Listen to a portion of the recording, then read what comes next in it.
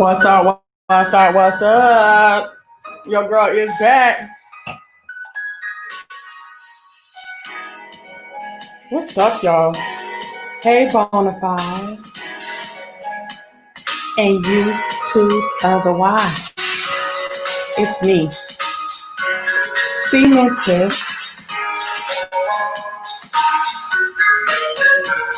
And I'm back. Hey! Back with another video. And if you're in here, girl, you're good to go. Hey!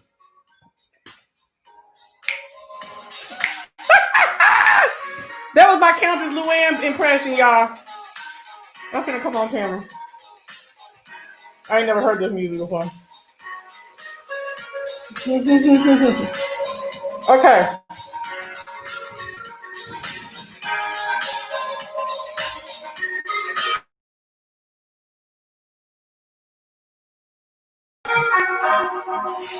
Hey, Bonafide! I don't know if I showed y'all this before. I think I have. I love it. Look at my name. Hold up. This is what the problem is. I don't even know how to look cute with this mess on. Hey! Girl, I ain't trying to get nothing, okay? Folks is wearing their stuff like this. That ain't right. It's all your covering should be over your entire mouth and your nose. It's tight here. Good and tight here. It's good and tight over in here. Ain't none of this going on. Hold up. I mean, why would you wear a mask like this? So the corona can get all in through here. No God. Anyway, so that's what I'll be looking like running around. I'll be seeing people looking at me, especially when I go into Atlanta.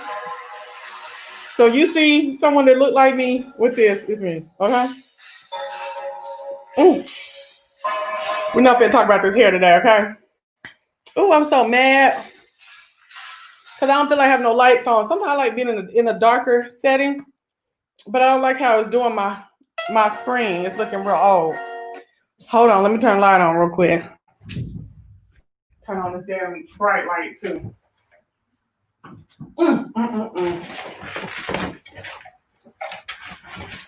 Y'all, your girl finna bring y'all her first bitch. Come on now, this thing barely up there too. News segment. Come on, man. Here we go. This thing's still falling. Oh my God. Hold on.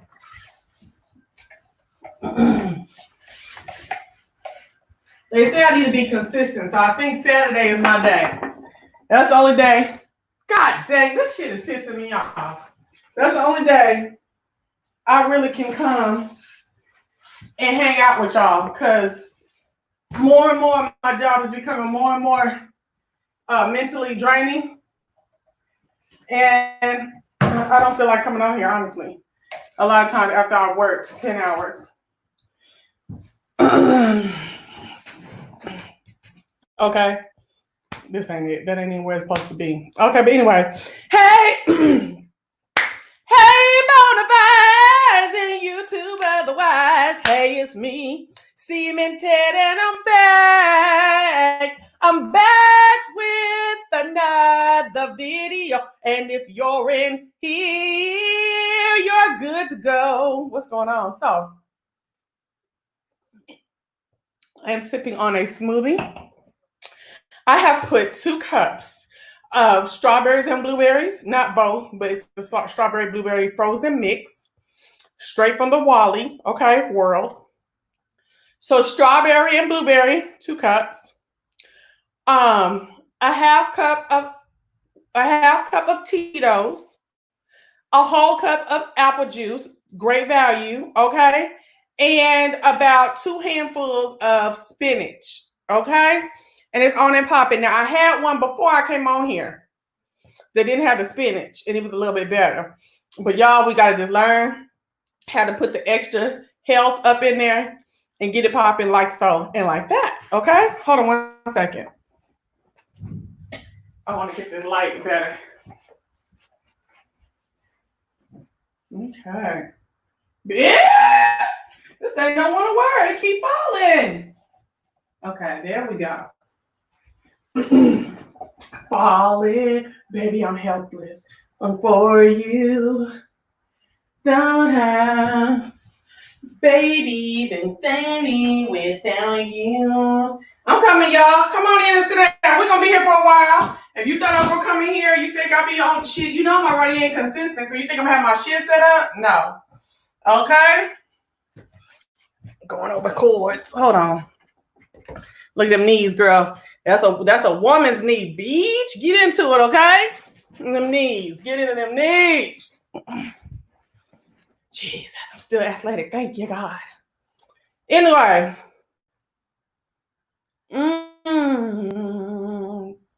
I'm here for it, okay? Baby, I was gonna come on here and eat my popcorn, but I have already eaten it. So I didn't want to hear nobody's mouth, okay? So I ate my popcorn before I came on here, okay? Now, yes, my day is going fine. I had to go take my car in because I thought it was effing up. They told everything I said it was effing up about it. Like, man, it's fine. Or whatever.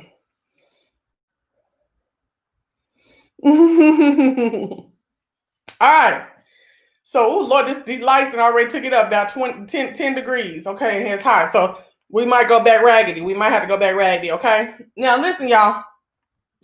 I'm on here and I want to talk to y'all about a host of different things. We're going to be here for a while. Now, I have put the StreamYard, and I'm putting in here again the link for y'all to jump on. I really enjoyed the other day when Sean Sanders came on. And, she came in, she showed her face, but you can come in and you can show your avatar. Please come on at some point whenever you find something that you want to discuss.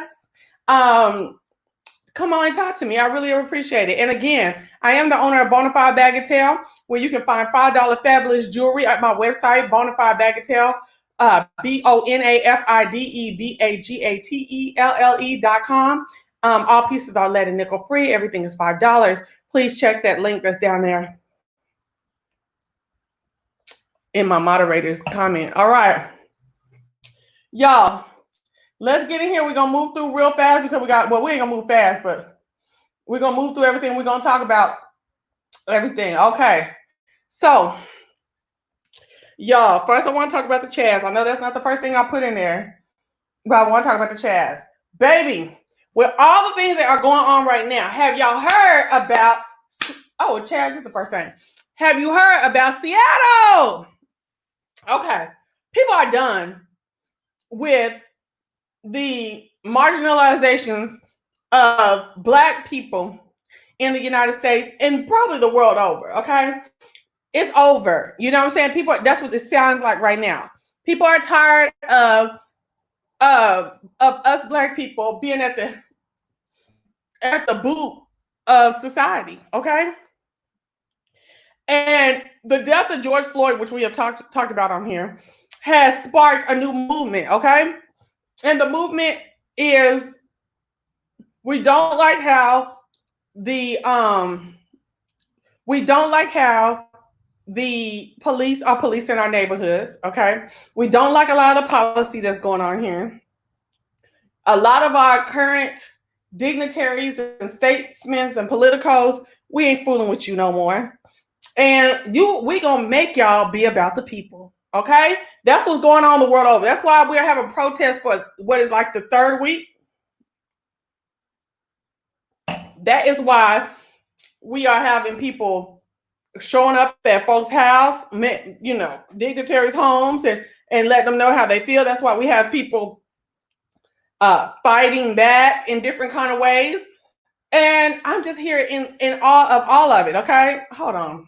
What the F is going on? Y'all know I just got these braces redone after waiting for a long time. And I'm just sick of this mess. Hold on one second. We're going to get into it. So, don't talk about it. Y'all know I can't stand for nobody to bring the tea when I came to bring the tea. Hold on. I'm going to have to go brush that. Oh, well, let me just pull it back a little bit. Baby, because I ain't going right now. All right, so anyway, it's this right here, all in my tea. Seattle. The protests in Seattle, the citizens of Seattle have commandeered a 6-block portion of the city right after the Seattle Police Department abandoned a precinct, okay? And they abandoned a whole precinct and the people moved in. They have barricaded a 6-block radius of Seattle proper, okay? They are calling it the Capitol Hill Autonomous Zone, aka Chaz, okay? AKA Chaz. Hey, and Seattle wish a motherfucker would, okay? They got people down there with guns, you know, to guard and to help, but not necessarily to like thwart anybody from coming in. They have their own police station now. They have their own grocery stores, businesses. They have free concerts during the day and at night. They have basically sectioned off a city of the part of the city and said that this is that the people will rule this. Baby, let me tell you something. I don't know who gave the call, but the police seem to be at war with the people. Okay, please like this video. It appears that the police are at war with the people, and it appears that the police and powers that be thought it was just going to be them at war with the people. But the people are saying, excuse me, y'all are supposed to be working for us, doing things for us, helping us out. And you're not doing that. We are dissatisfied. So what we're going to do is we're going to switch the game up. And it's happening in so many different ways. I'm in awe, okay? I am in awe. What are you confused about? Explain more. I am in awe. So Chaz, like I said, is a 6-block radius new city in Seattle. Basically, they're saying this is our community. We're taking this area back. We are not having influence by the current heads of states and stuff like that. We are doing our own thing, okay? They are currently doing talks about how they're going to govern, how they're going to police, and what their demands are from the outside world. Y'all, I'm not mad at the Chaz people, okay? This is our country. Yes, we have rules to follow.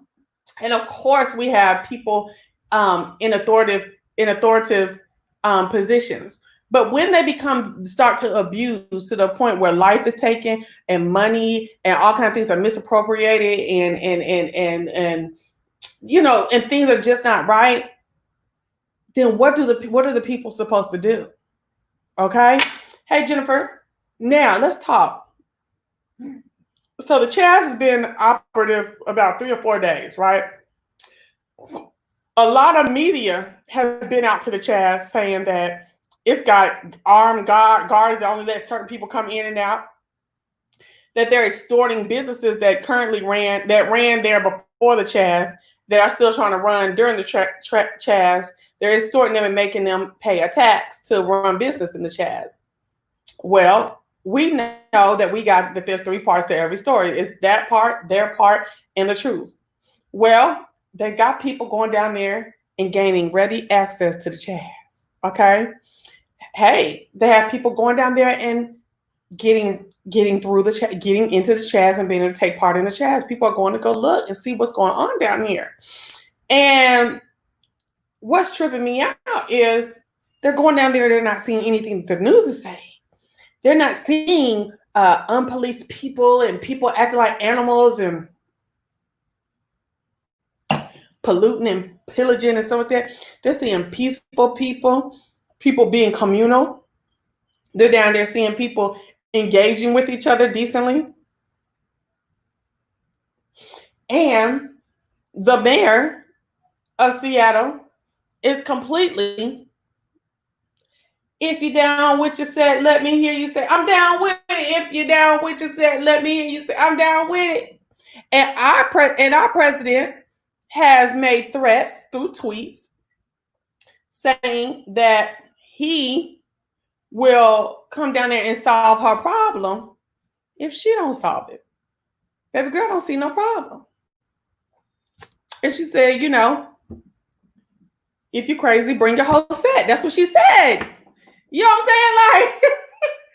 Like, I see it happening in more cities.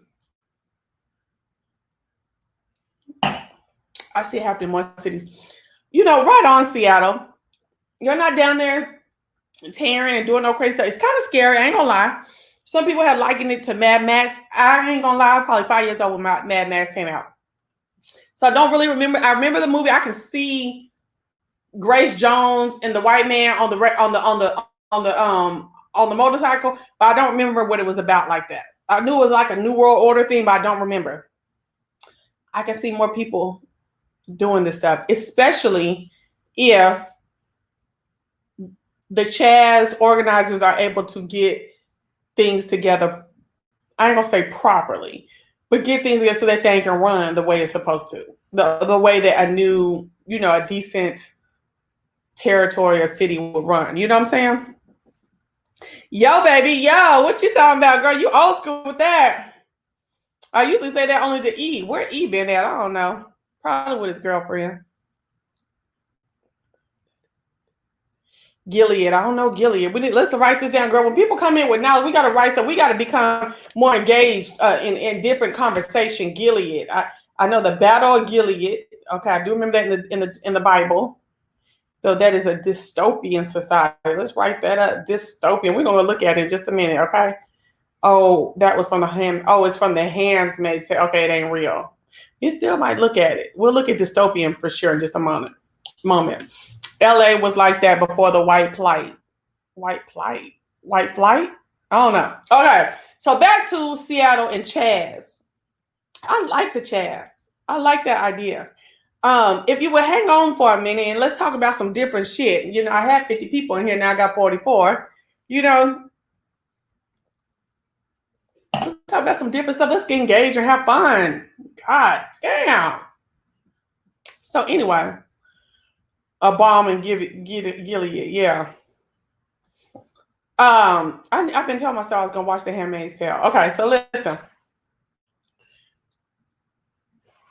So I don't know what city do y'all see? Put in the comments. What city?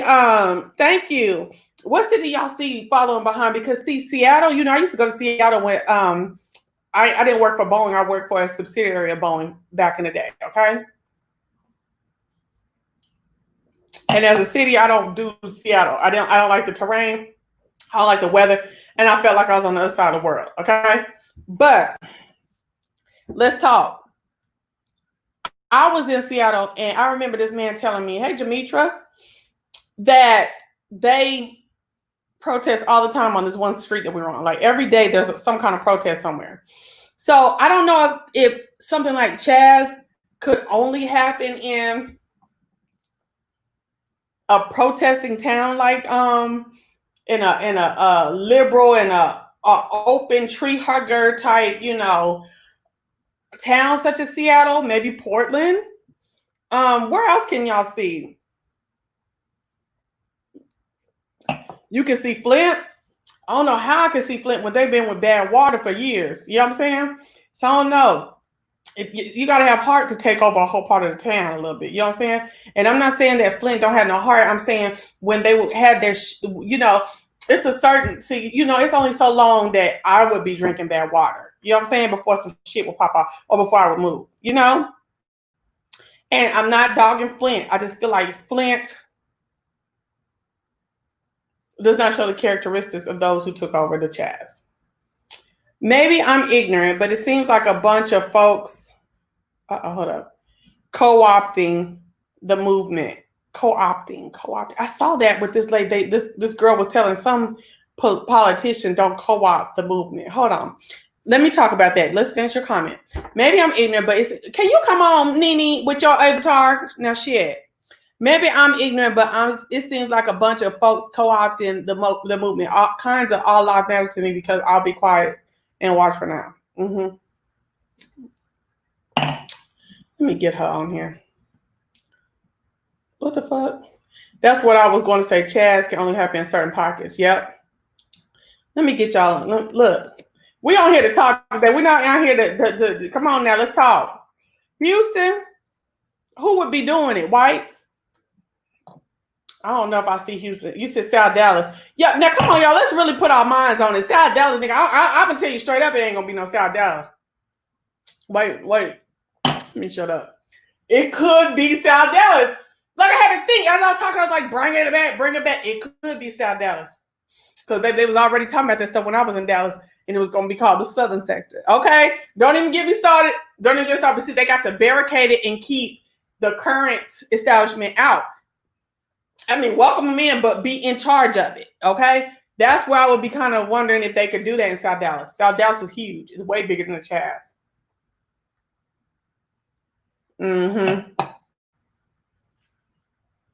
Please hit the link and come on. If somebody drop down right there, I'm going to holler. I'm going to be like, oh, my gosh, okay?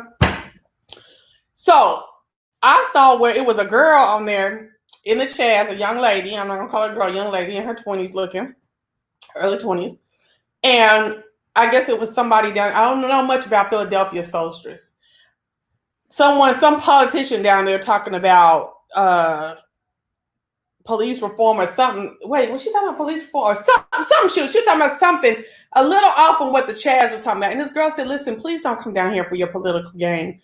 Please don't come down here to try and piggyback off of this movement that we're doing here and bring your causes and your lobbying down here." You know what I'm saying? See what y'all mean. Thank you. Oh my gosh.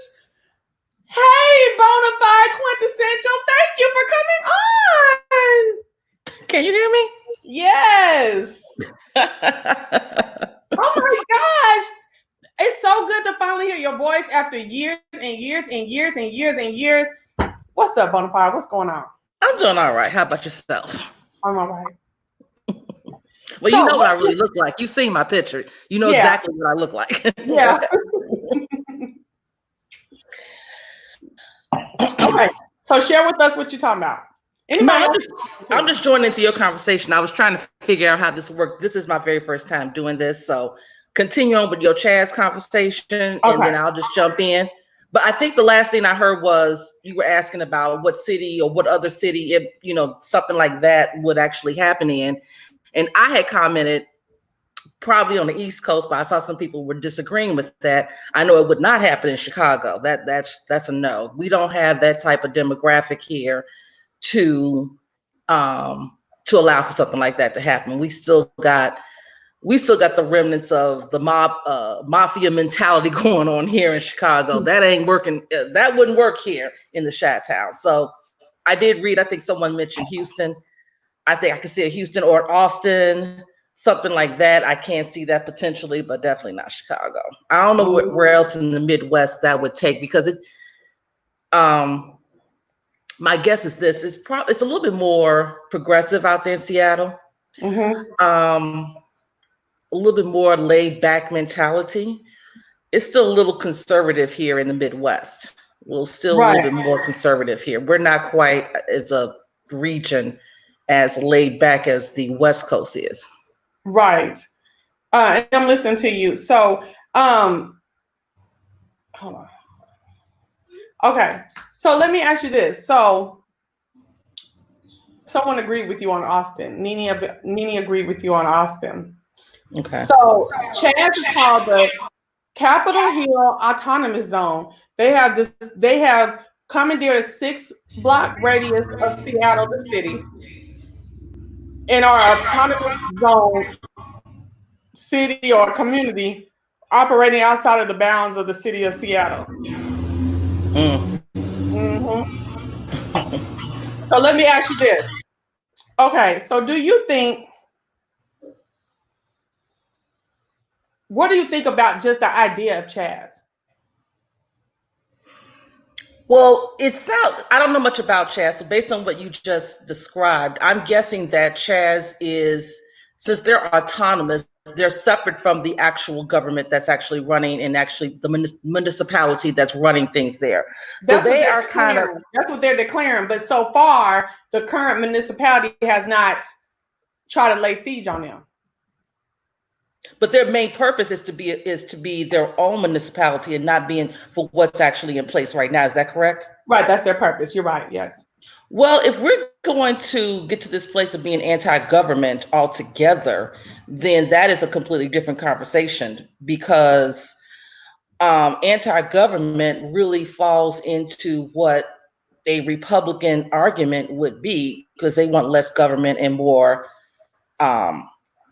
private citizen action. So if that's the route that they're taking, and that's the message that they're putting out there, then that's a different type of conversation. That's a much more in-depth conversation, because if you're anti-government and you don't like the way the status quo, where things have been running, which I can understand that, I'm not sure how that would work. I don't know how that would actually, I don't know how that would actually work. I don't know if that would work anytime within the next 5 to 10 or 20 years, something like that to take place. Well, so I'm feeling that it's a stance being taken. It's a precedence being fulfilled. You know what I'm saying? Being started to say, listen, we don't like the status quo. This can be a one-off and temporary, or it cannot. Mm-hmm. You know what I'm saying? Not temporary, not contemporary, just temporary. I'm finna be done with my drink in a minute. But I feel like the Chaz is a figurehead or a sounding point, a sounding board. Okay. Well, I mean, they're making their point, and the point is, I mean, obviously, they're making a very conscious effort to stand up and make a point about the way things have been running, and the police department and their situation. I know I've seen something about defunding the police as being a talk now and all that type of stuff. So I think, again, stand up against the status quo. I don't have an issue with that, to be honest, because I think so much has been put in place. Lived in a city like Chicago, things have been going on the same way for so long. People getting tired of it. And they're seeing all the cracks in the foundation, and they're not afraid to say, we don't like the way that's running. It needs to be a change, and not just a little change, a major change needs to actually take place. And instead of having these talking heads, we're going to actually put something in place. So it takes a lot of courage and nerve to actually put yourself out there to say, this is how it's going to go. This is the way we're going to see things at this point, or something like that. That's very symbolic of what we want things to, or the direction that we want things to take. And I think that's what the Chaz is. I don't think it's meant to be permanent unless you want some shit. You know what I'm saying? That's it. That's how I feel like it is. You know what I'm saying? Okay. I got you. I'm gonna let you go ahead. I'm gonna put myself on mute so you can go ahead and keep talking. But stay on, because I'm about to show a video in just a minute. Hold on one second. Okay.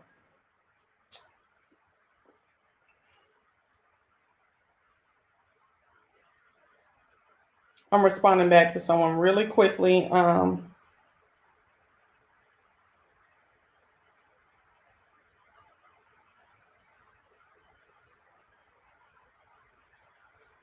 Okay.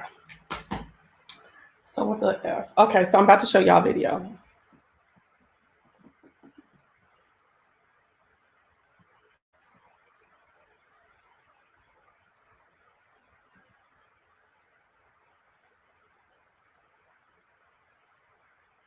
Oh. Okay, so this video is telling you what it's like in Seattle's Chaz. Can y'all see it? This is Seattle's so-called Capitol Hill Autonomous Zone, Chaz for short. Several blocks of the city now taken over by protesters. After several days of violent clashes between police and the protesters, officers retreated from the area to de-escalate the tension, effectively abandoning their station. On Thursday, President Trump threatened to intervene. tweeting to Washington Governor Jay Inslee and Seattle Mayor Jenny Durkan to take back the city now, or he would. But protests have been calm and peaceful since the police left, and the mayor is pushing back. It is more like a block party atmosphere. It's not an armed takeover. It's not a military junta. You should know, leaving the precinct was not my decision. Seattle's police chief publicly at odds with the A black woman. Although not calling the mayor out by name, it's clear the two are not on the same page. Ultimately, the city had other plans for the building and relented to severe public pressure. I'm angry about how this all came about. Protesters say they won't be intimidated by threats and say they plan to stay as long as it takes to bring about change. I'm not scared of Donald Trump, no, and I'm not scared of his police officers either. We're going to stay outside this building whether they come here or not. We're going to take this building over whether they're outside threatening us or not. We're not afraid of them. Among the protesters' demands that the department be defunded and that the station be turned into a community center. One Seattle police officer candidly saying the department has made mistakes. We want a dialogue. We want to communicate, right? But if the public is so angry at us, how do we start that? How do we do better? You need to apologize first. We need to do better.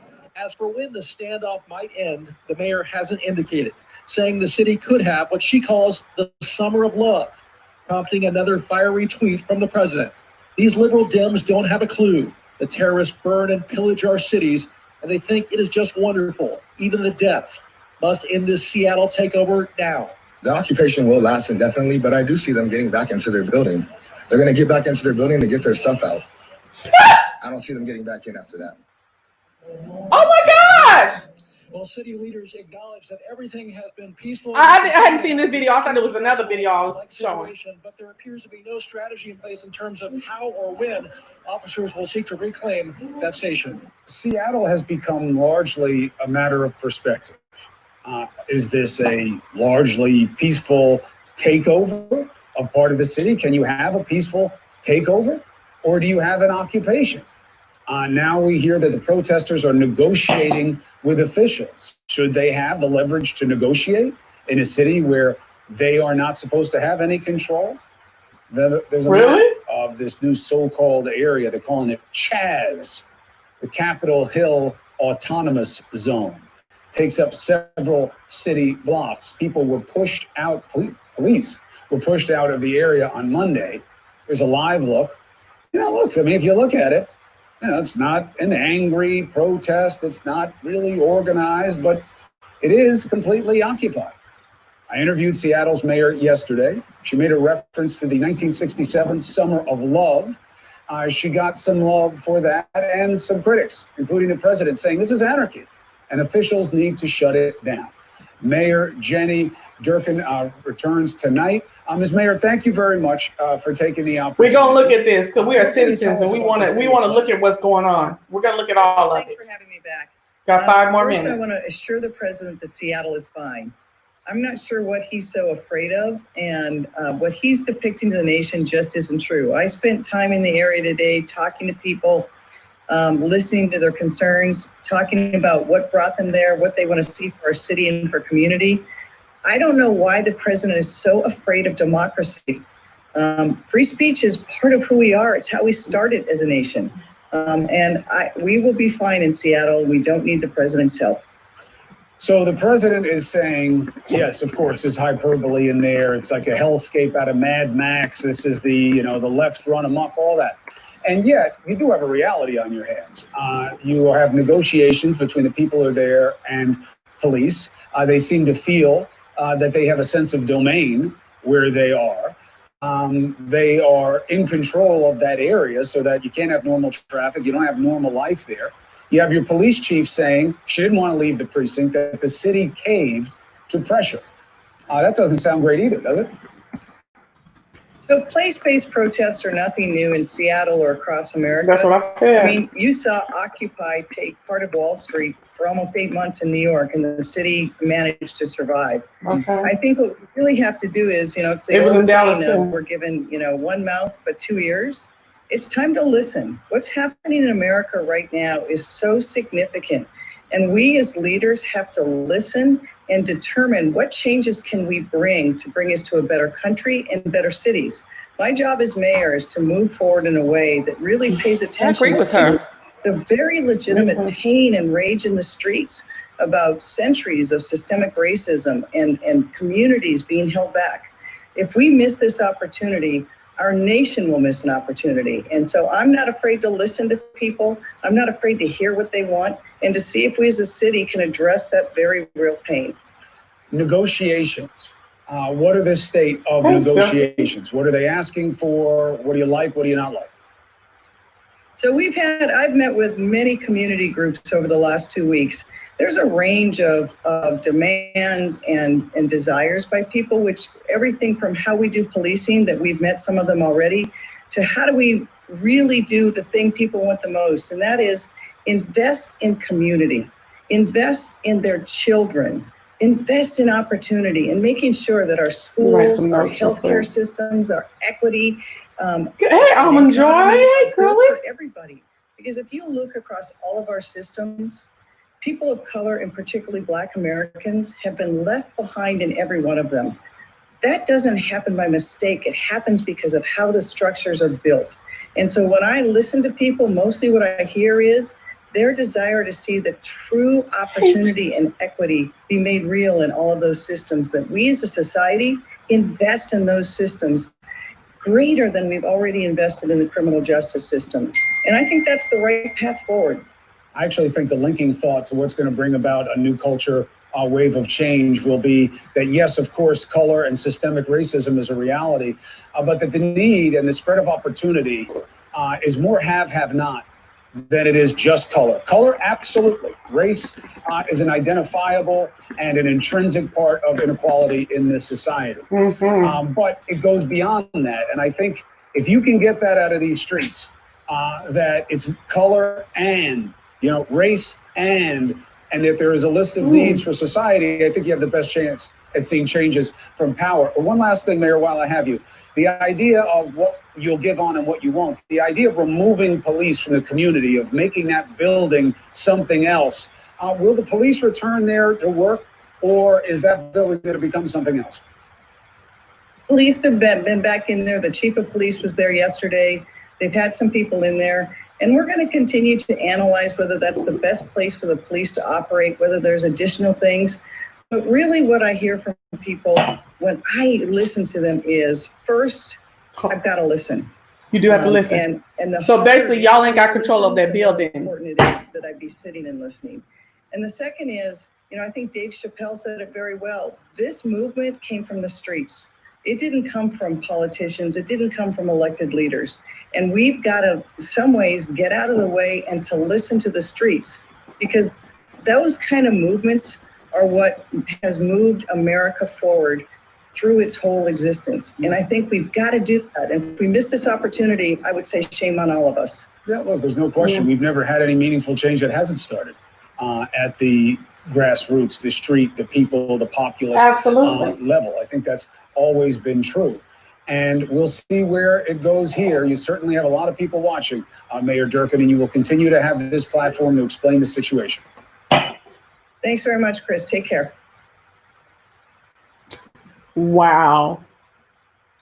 Well, I didn't have a problem with what she said. I actually agreed with the part about her saying that there's nothing wrong with listening to the people. I don't see where that is an issue in itself, to actually listen to the people. It's always a soundbite or a talking point in these political debates and discussions. Well, we're going to be here for the people and we're here for the people. But when you get to the place where you can make choices, then it's all just behind the table, under the table in the back rooms, making deals, and things are not actually reflective of what was claimed in the first place. So I don't see where there's an issue with this at this time. I don't see, if this is something that is a statement that's just being put out there. Basically, they're making an actual statement with actions versus just saying this is what we want. So I don't have an issue with it. I don't have an issue with her either. But I do want to clock that they don't have control of that precinct. Okay, let's just tell that. Okay, these are the type of things when we're watching the news and we're trying to download the information, we have to watch what's being said. The people, the man in the street said, yeah, y'all come get y'all stuff. He may not be the leader. But then listen to her say, he's been in there. Some of our people have been in there. But she never once said that they have reestablished authority over that building. They're not going to until they do the work that they're saying that they're willing to do. This movement came from the people, Black people. Glad you shared the info on Chaz. I hadn't heard before now. I heard of it last night, girl. I'm a news head right now, so I'm going to be bringing y'all different stuff. It just we'll have to wait till Saturday probably because the week is gone a lot of times, and I'm so sorry about it. Well, I'm so caught up in Chicago news. We have our own issues going on here in Chicago. What was going on? Memorial Day weekend or last weekend or something, where it was a gang of like folks. It was the most deadliest day ever. Well, you know, I'll say this. They had. Are you talking about the weekend of all the protesting and all of that kind of noise that was going on? Yeah, I did hear about that. Okay, well, I mean, that was going on. And then I think with Memorial Day weekend, I think I don't know. I mean, they're always saying that Chicago has, deadly, it's the deadliest place and all that kind of stuff. That I hear that all the time. But we've been dealing with protesting and a large amount of looting here in Chicago. Mm-hmm. So I mean, it's every day they're talking about places within the Black neighborhoods that have been, I mean, really like damn near destroyed in these areas. And it was sad to see. And there, of course, the world is getting a chance to look at all the damage that has been done. Then you get comments from people such as, what's that child name in Florida, Trina or something like that? Yeah. Animals or whatever the case may be when they're out there. I mean, it was embarrassing and sad to see people, stealing shoes and bed frames and mattresses and all that kind of stuff.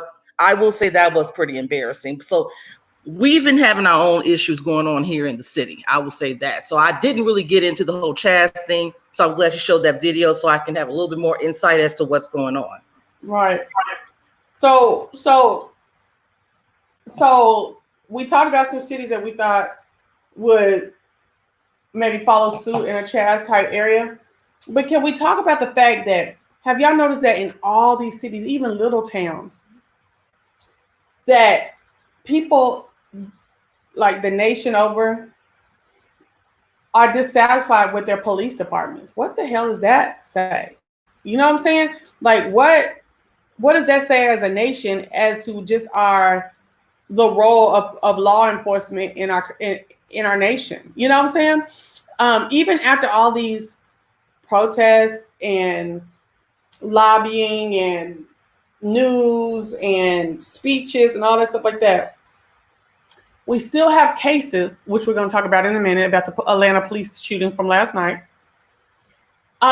where these officers are still engaging. I'm talking about right now, since the COVID, since George Floyd, still engaging in excessive use practices. Well, you have an issue that's an issue of just ingrained hate. I don't care how many sensitivity trainings you take and these officers go through sensitivity training and all of that type of stuff. When you have ingrained hate and then you are in a position of power, and being a police officer, that is a power position, you're going to utilize that. And if you're coming from a place of hatred, how do you change that? That's what at the core is the issue here. People who have such a large amount and have been taught to hate since probably before they could even stand up straight. That's where there is an issue. You're not going to change it once some of these protests, have died down and we're not really discussing COVID hardly anymore. But hate is still there. It's not disappearing. People are still, there are people in these power positions, such as the police department, that still are filled with hate. If you can eradicate that, then that would be your answer. See, but the thing about, for me, I don't think racism will ever be eradicated. I feel like there needs to be policy in place to counteract racism and being able to be used in different disciplines. You see what I'm saying? In all disciplines. You see what I'm saying? I really don't think we're gonna be post-racist ever. Mm-hmm. Post-racism, post any of this bullshit that we're seeing. I feel like that policy has to dictate the way that you will act, and the policy has to be enforced. So that means not only is there policy in place, but when policy is not adhered to, then there's more policy as to how we're going to enforce or how we're going to punish you not adhering to the policy. I agree with that. I mean, I see in the chat here, Priscilla was saying here in Chicago, we need police reform. Well, not just in Chicago, but yeah, we definitely need police reform and policy changes that are actually actionable. Whereas if you are using excessive force where you don't need to use excessive force, where it's just unnecessary force being used, that you would be punished. You would be fired. You would have to do time. You would not get your pension and all the other bells and whistles that come with being a part of the law enforcement team. That would have to actually, you'd have to go to the unions to actually deal with that, because that's another issue. I am not a union expert, but I do know that you would have to, with the unions, with the city of Chicago, it's a huge and very, very powerful union with the police department, very, very huge. So you'd have to start there in terms of creating new policies.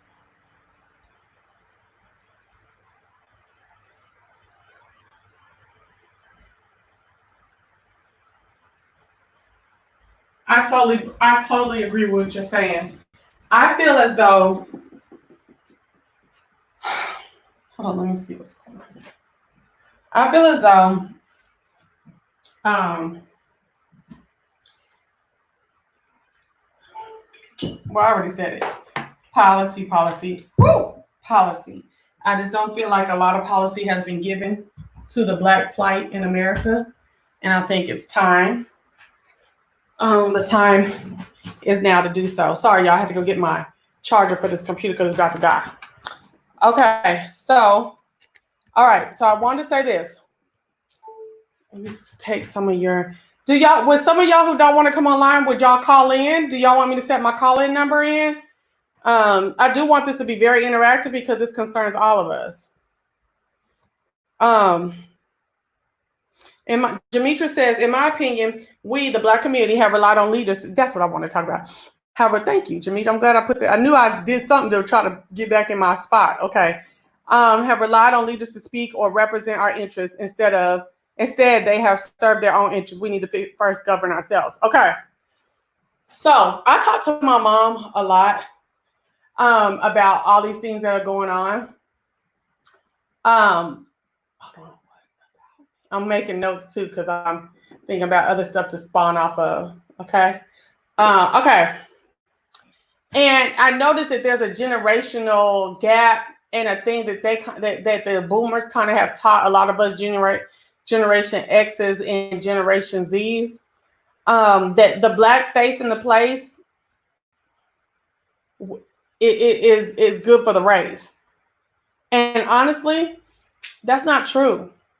So many times we voted in Black people to come in and be officials, congressmen, representatives, even the president of the United States, aldermen, stuff like that. And they only serve as a face. They don't serve as getting work done for our community. You know what I'm saying? They get in, they're like, oh, I'm Black. They're going to keep me in here. Affirmative action, maybe, they got to have so many of us. And, my people going to hold me in here because I'm Black, but they don't really do a lot. They don't do enough.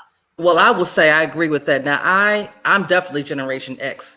Okay. And when I started in corporate America and advertising, we had a person who was, I guess, diversity and inclusion representative, so to speak.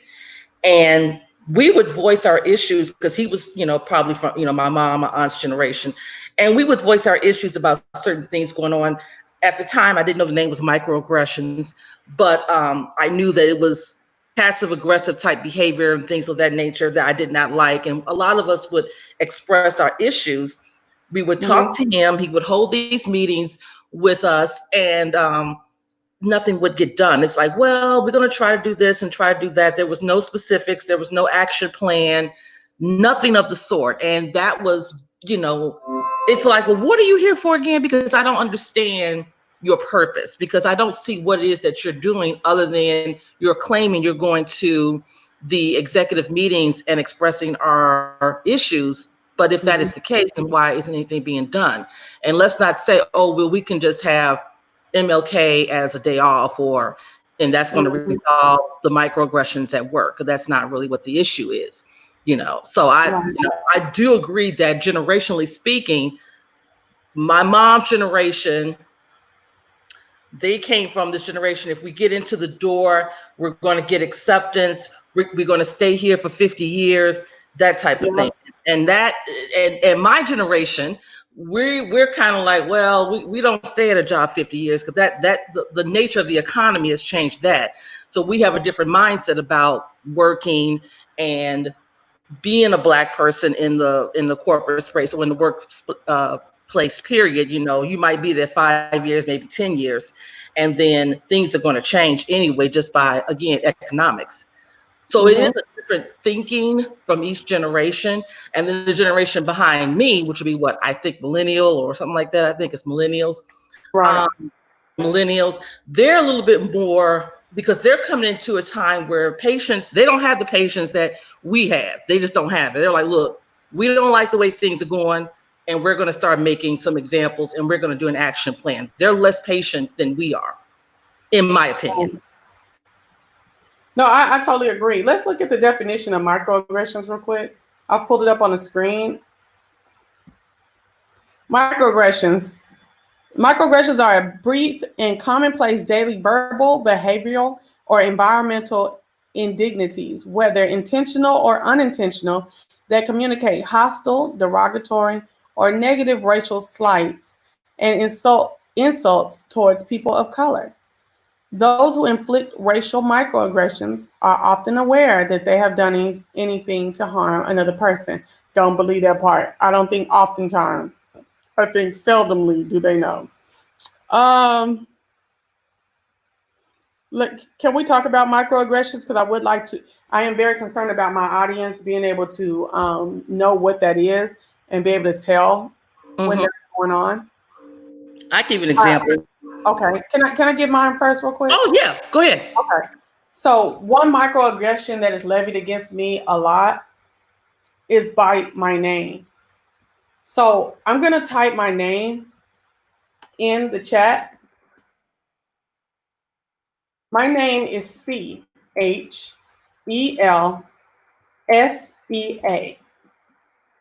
When I was a young girl, Bill Clinton was in the office, and he had a daughter whose name was spelled the exact same way as mine.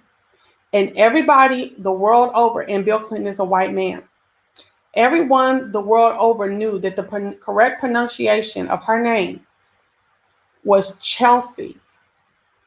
Okay? Everybody knew that that little girl's name was Chelsea. Our name is spelled the exact way. Okay? But for some reason, while I was growing up in that same time, and even now, when white people read my name, not all, but enough for me to notice, my name is Chalicia. It's pronounced Chalicia, Chelsea, Chelicia. It's always a little womp bam bop babaloo bop balop bang boo put on my name. But if you put Chelsea Clinton in the class or on the resume in the interview, they would know it was Chelsea. And I see that as a microaggression against me. Because just because I'm Black, I don't have to have any extra on my name. Okay. Go ahead, Quintessential. Can you share your microaggression?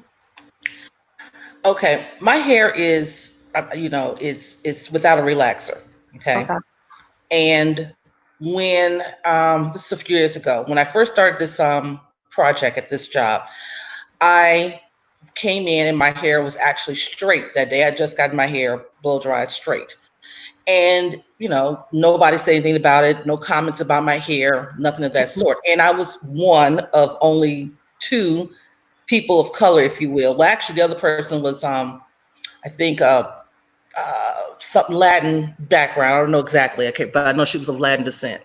And so anyway, about a couple of weeks later, they had a gym in the building. I went and worked out, and then I washed my hair in the company. I mean the gym. And so I didn't blow dry because, you know, one, I didn't have time to really blow dry my hair. I just let it to be naturally curly. Just put in, you know, my product, came upstairs and went back to work. And then all of a sudden it's like, oh.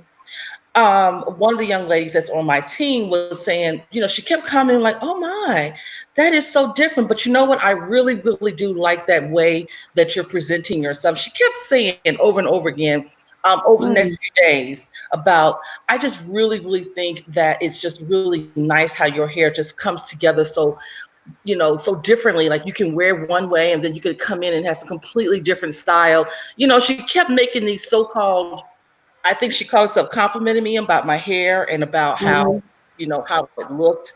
But she only did this when I had my hair curly in this natural state versus when I came in, I didn't get any compliments or anything said about my hair being straight, only when my hair was curly. Now I thought she was going to ask me if she could touch my hair, which would have been a problem. I would have let her know that's not going to happen. But it's things like that, or the other situation. On the exact same team, the company was doing some international day. And one of the individuals who's on a different team was from Ghana. They were supposed to be bringing in food from Ghana. And that person, the day before, they were not, I guess they told their team members that they weren't going to be there for whatever reason. And then that same young lady comes over to me and said, well, Helena, so-and-so is not going to be in the office to represent Ghana, wondering if you could bring in a dish representing Ghana. Now, why would I bring in a dish representing Ghana? I'm not from Ghana. Well, okay. Never been to Ghana. I don't know how to cook food, to represent Ghana or anything of that nature. But you ran to me to represent Ghana because this person isn't going to is not going to be there to represent Ghana. That is another slight. Yeah, slight. Yeah.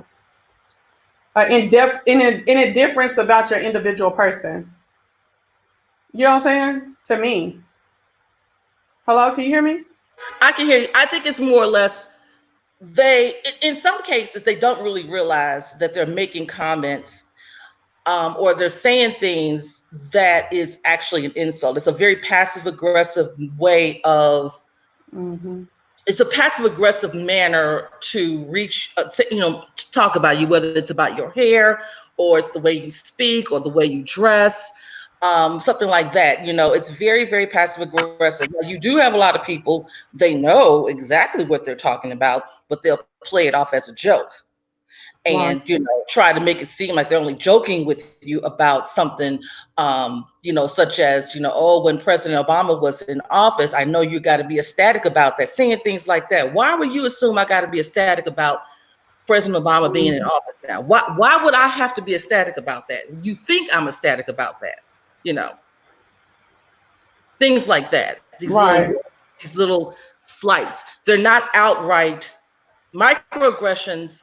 People misunderstand and think that because the word micro is there, there's a small thing. Was actually more of a covert way of hating you, as opposed to it's very covert, as opposed to just outright coming out and being overt and just downright insult you. You can't really do that at the job. So what they'll say is something on the low, like what they call low-key shading. That's really kind of what it is, but it's nothing micro about it. As far as it's not to be disregarded. Exactly. Okay. You're right. Let's go to the comment section. We have Bird Choice. Her comment is that defunding the police is drastic. I think that for the first several days of this defunding police thing, that people didn't really understand what was being called for. The police department, first of all, I think what defunding police is saying is to leave behind the old way of thinking that we need to, what is it called?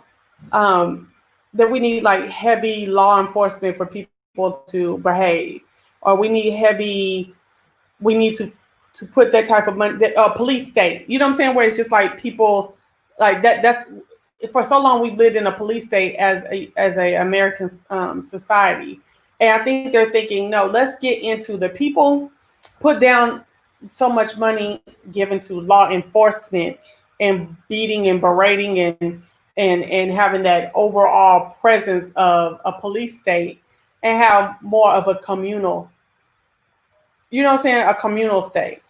Not necessarily like a tree hugger, but more like where it's not about enforcement, it's about engagement. People do not want to pay their tax dollars for something that they do not see as a benefit to themselves. Mm-hmm. They do not find that to be a plus. So if your tax dollars is funding the police department, and yet the police do not come to your area when you call, or they take a long time to get there, or they're shooting someone 16 times, or they got their foot on someone's neck, that's not what you're paying for. You're not paying for that. You know, that's not what you're looking. That's not serve and protect when you're doing things like that. That's not what the tax dollars are going towards. That's something completely different, and that is abuse and abusive behavior. So that is where you have people saying, I want to see where my money is going. I want to make sure it's going towards something that's going to benefit me. Exactly. I want my money to work for me. Yes. So I don't have a problem with defund the police, because I don't think that defund police means get rid of the police. It doesn't. I think it means put less focus and money on the police. And let's get into putting money and focus on the communities and what the communities need. So maybe they will need less police force and you know what I'm saying? Presence. Because obviously America has gotten away from the police being the protect and serve. Now they're almost used like a gang. Well, these things have been going on for a very long time, with the police department not being utilized, not taking where you have officers who have not taken their position and utilized it correctly. And a lot of money goes to, especially in a large city. So if you're in a large city in particular, you see a lot of, situations where people are getting on the force because they know so-and-so, they know this person, or they're related to that person. That type of thing has been going on for years. A lot of abuse has been going on for many years, that pre-social media. Now that we can actually see things, it's different when you can't see it. You hear about these things, they're some of it's documented, but when you actually have video footage of what's going on, you can actually see for yourself a situation such as what we saw with George Floyd. We actually saw 8 minutes and 46 minutes of the 8 minutes, 46 seconds of this man getting murdered. We actually saw that. I think the reaction would have been a whole lot different if we didn't have that video and this was 1985 and you just heard about it. Okay, I have two confessions. Those of you who have been around here for a long time, you know that I've always wanted to be in law enforcement. You know that I have tried to, that I actually applied to the FBI and actually passed their first test, okay? But just with Brooklyn and other things like that, being so young at the time, I did not continue with that aspiration.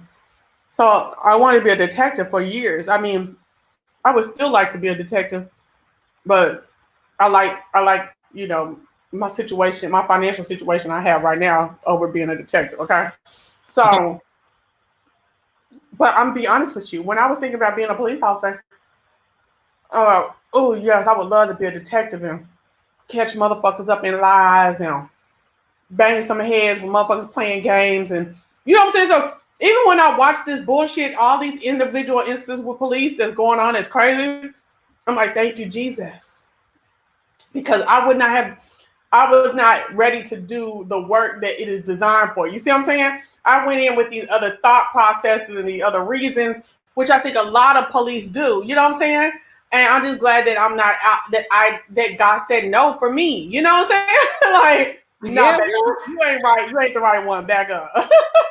I know some police officers, and I know that some of them have stated, they had their reasons they want to make a change. They want to get in. They said the only way we can make changes from the inside out. So figuring that, they get in the, get on the force that they could actually make changes. Unfortunately, once they got in there, and they saw, or, for themselves, that it's not as simplistic as you think.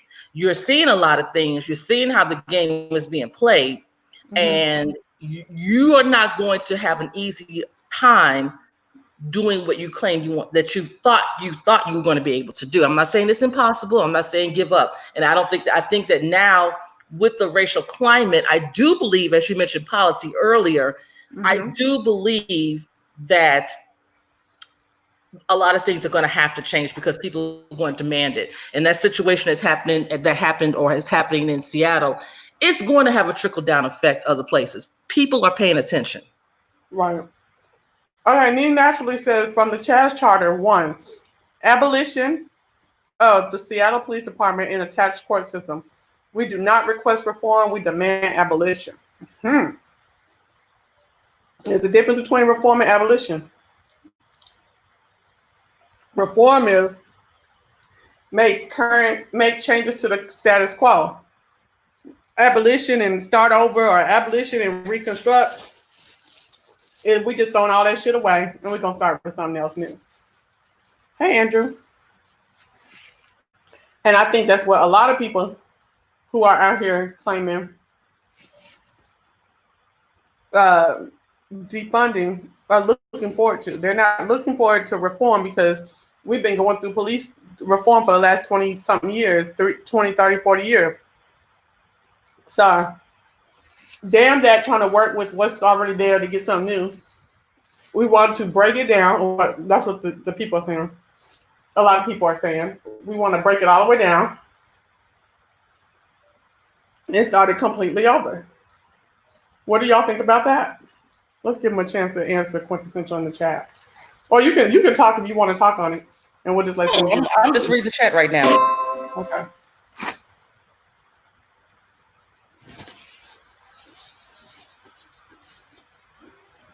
What do y'all think about that? If you don't have a formal statement, press 1 for defund. Press 1 for reform, and press 2 for starting over. Andrew, I do expect for you to get on this damn StreamYard. Let me drop this line for you. Not line, links. Hold on.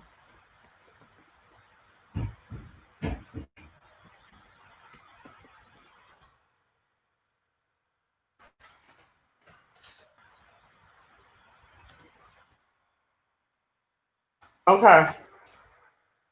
I'm gonna let y'all have a chance to talk. We're gonna move on. Remember, we do have our phone lines open. Hold on. Let me make sure that's right, because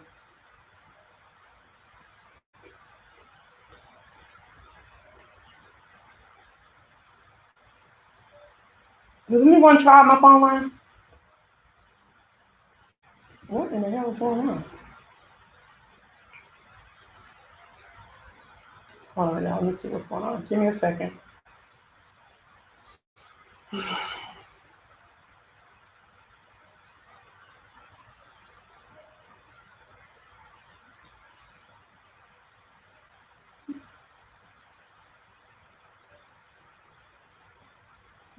What am I doing? Hold on, I'm here. I'm still here.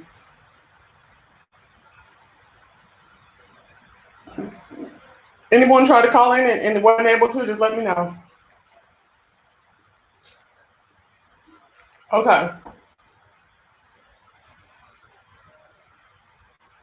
The next part of our conversation, and you can keep talking about any of that if you want to. Oh, I do want to say this. Nene, do you have anything else in regards to the charter? Oh shit, I didn't see these other comments. Hold on, y'all. I'm sorry. I hope that we're bringing you some news that you can use.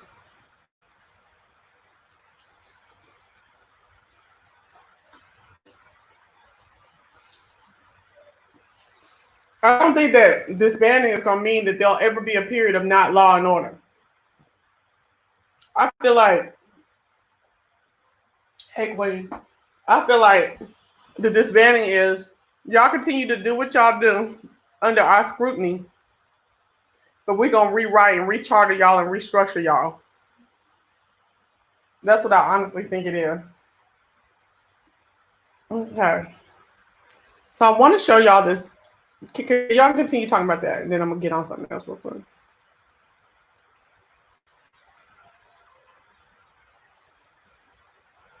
One thing I do not know how to do is go onto the community wall on this computer. Oh, yeah, I do. Here it is. I think. Yeah. Okay. So let's go look, okay? I'm going to share my screen with y'all real quick.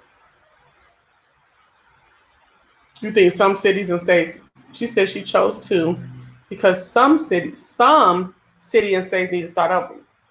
I think we need to look at that police union, that fraternal order, all of that. Because that's where a lot of the marching orders are given. What do you think, Quintessential?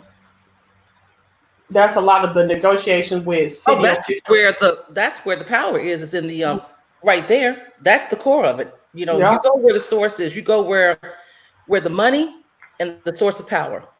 You follow that, and that's where you would have to actually revamp or probably eradicate or dismantle the whole union. Mm-hmm. You know, and I'm not trying to sound like I'm anti-union, but in that particular case, it's not a benefit. It has shown itself not to be a benefit. That's where you need to start. So let me say something. I'm totally not anti-union.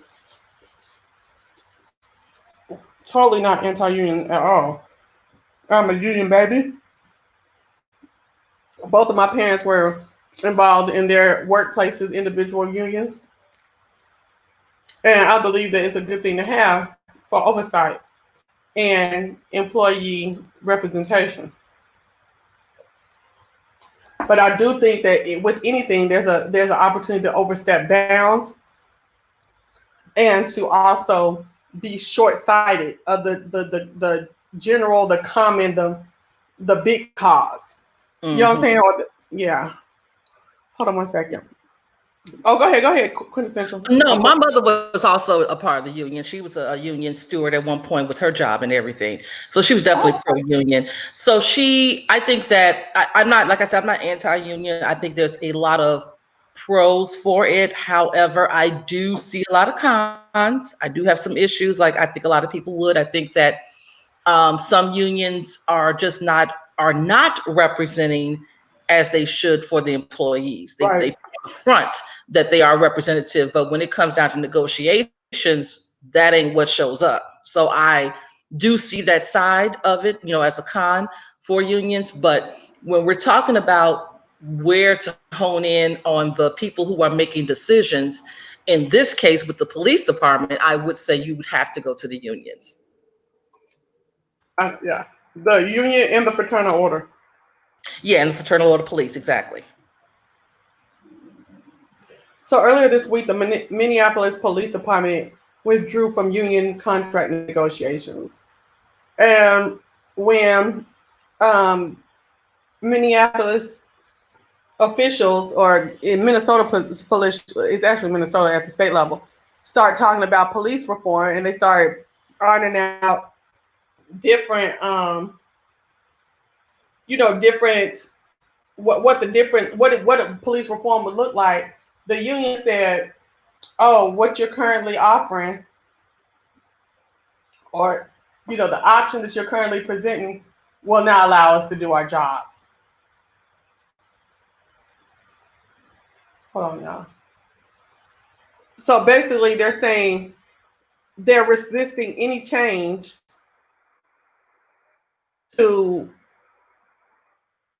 the status quo by saying that, you know, the reform that's being put in place would not allow them to, you know, properly do their job, will not allow them to properly administer law on the law enforcement on the people.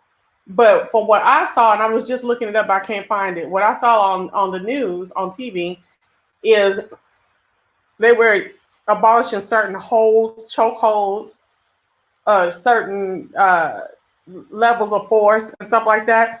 And so the police union is already like, oh, babe, we can't even work under these conditions. Ain't that some shit? Oh, what conditions? What they can't work on the condition of not being excessively abusive? Is right. that what you're saying? Yes. Whatever Minnesota had put forward. When I read it, it said, or when I watched it on TV, and then I read it in an article, but I can't find the article. Basically, they were abolishing certain holds or position things you can do. They were saying certain levels of force that cannot be used anymore, and the police union head basically came back and said, "Oh, you're making it, you know, a work environment we can't even work within. Like we can't even do our job with this type of shit. No, your job is not to bust heads, okay? Yeah, that doesn't make any sense at all. That in itself sounds really stupid. So yeah, but they're real stupid there, though. I mean, they're real stupid. Period. So the union wants to keep things as they are. They want to be able to come in and levy whatever type of force they in each individual situation they deem necessary, and that's not going to work. You have to have some power. The people don't want that no more. But people are, no, you need to let us get in. Somebody said that above. Let more people get into of citizens to get into meetings and policy development and stuff like that, so that the representation from these communities can say how they want things done.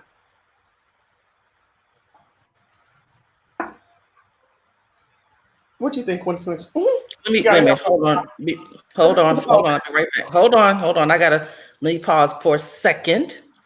Okay. I'm gonna move on to, while you're pausing, I'm gonna move on to my next part. I'm gonna share my screen real quick. Child, I'm out here eating, so I'm trying to put it on pause or eat quietly so y'all don't see or hear, because you know, if one more person says something about me eating on here, I'm gonna cuss them and block. All right, so where's it at? There we go. Okay. All right.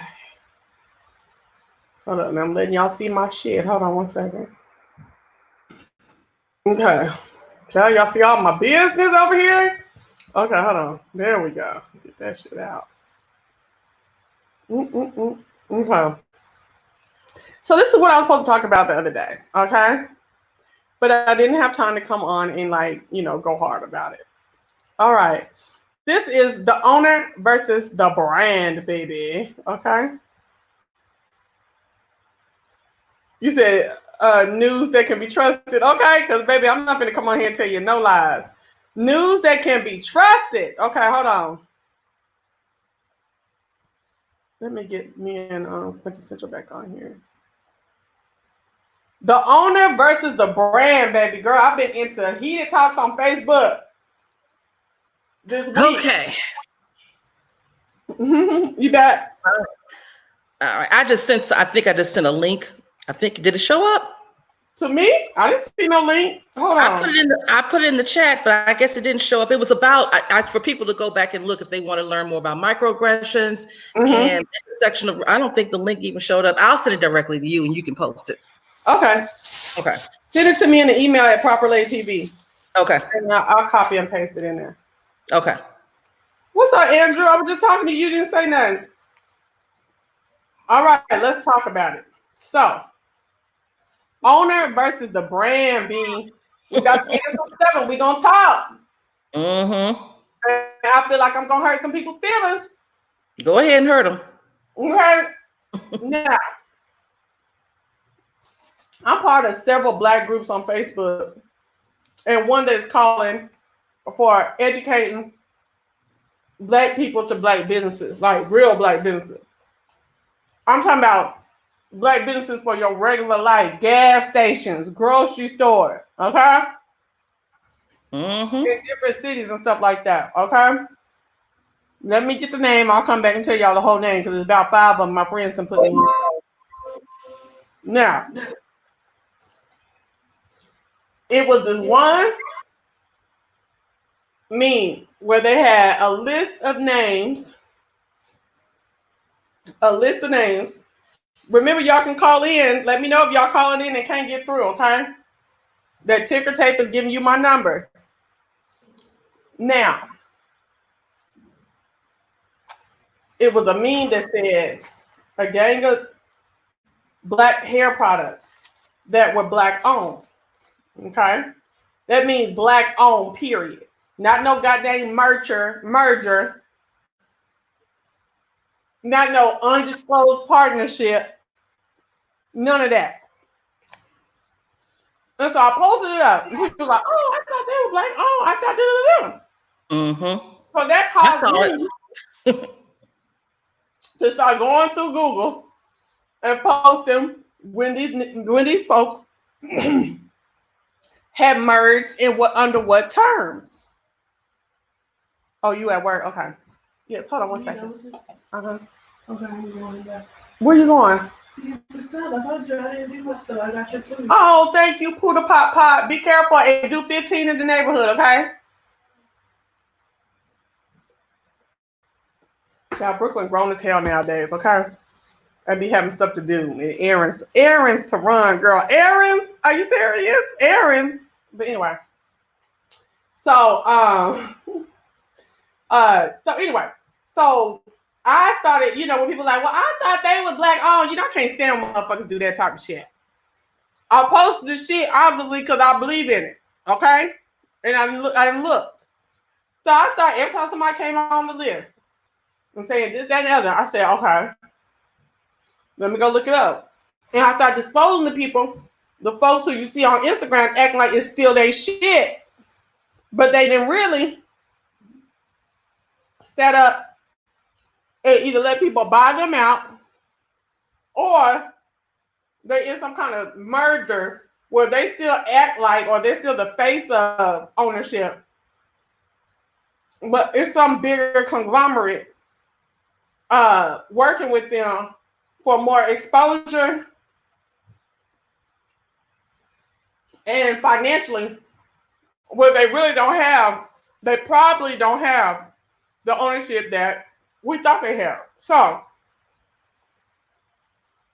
I get on an article by Naturally Curly. Put in your notes, when we doing the news, y'all need to have your little piece of paper so you can do some homework, okay? So in your notes, put ... Google Black-owned hair companies, beauty companies. No, hair products. You're going to come into a Naturally Curly, who is still operating, girl. That girl about 15 years in the game, right? Article from June 5th, around the June 5th, last week, where she has a list. In that article, is disclosing some of the relationships that these companies have with white, aka colonial conglomerates, okay? In the article, not that article, it's another article, the one that's right up under it. They ask, is it necessary? Hello! Is it necessary for a company to be 100% Black owned? Or should we applaud the fact that these Black founded companies are getting more dollars so they can distribute wider and we can see more of Black representation in the stores. Let's talk about it, Bonafide.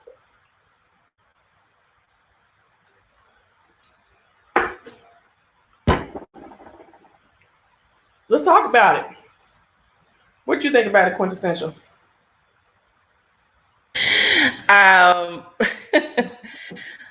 Again, this is something that I find to be just, people like to disregard the importance of ownership of a product or service a lot. And it does make a difference. With Carol's daughter was one of the earlier ones that, as far as natural beauty products, that, I remember going to her store in New York.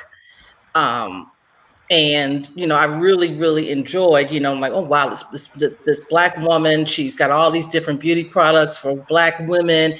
I was so proud and I was happy because so many of the products that I was using at the time, I knew weren't Black owned products. I already knew that.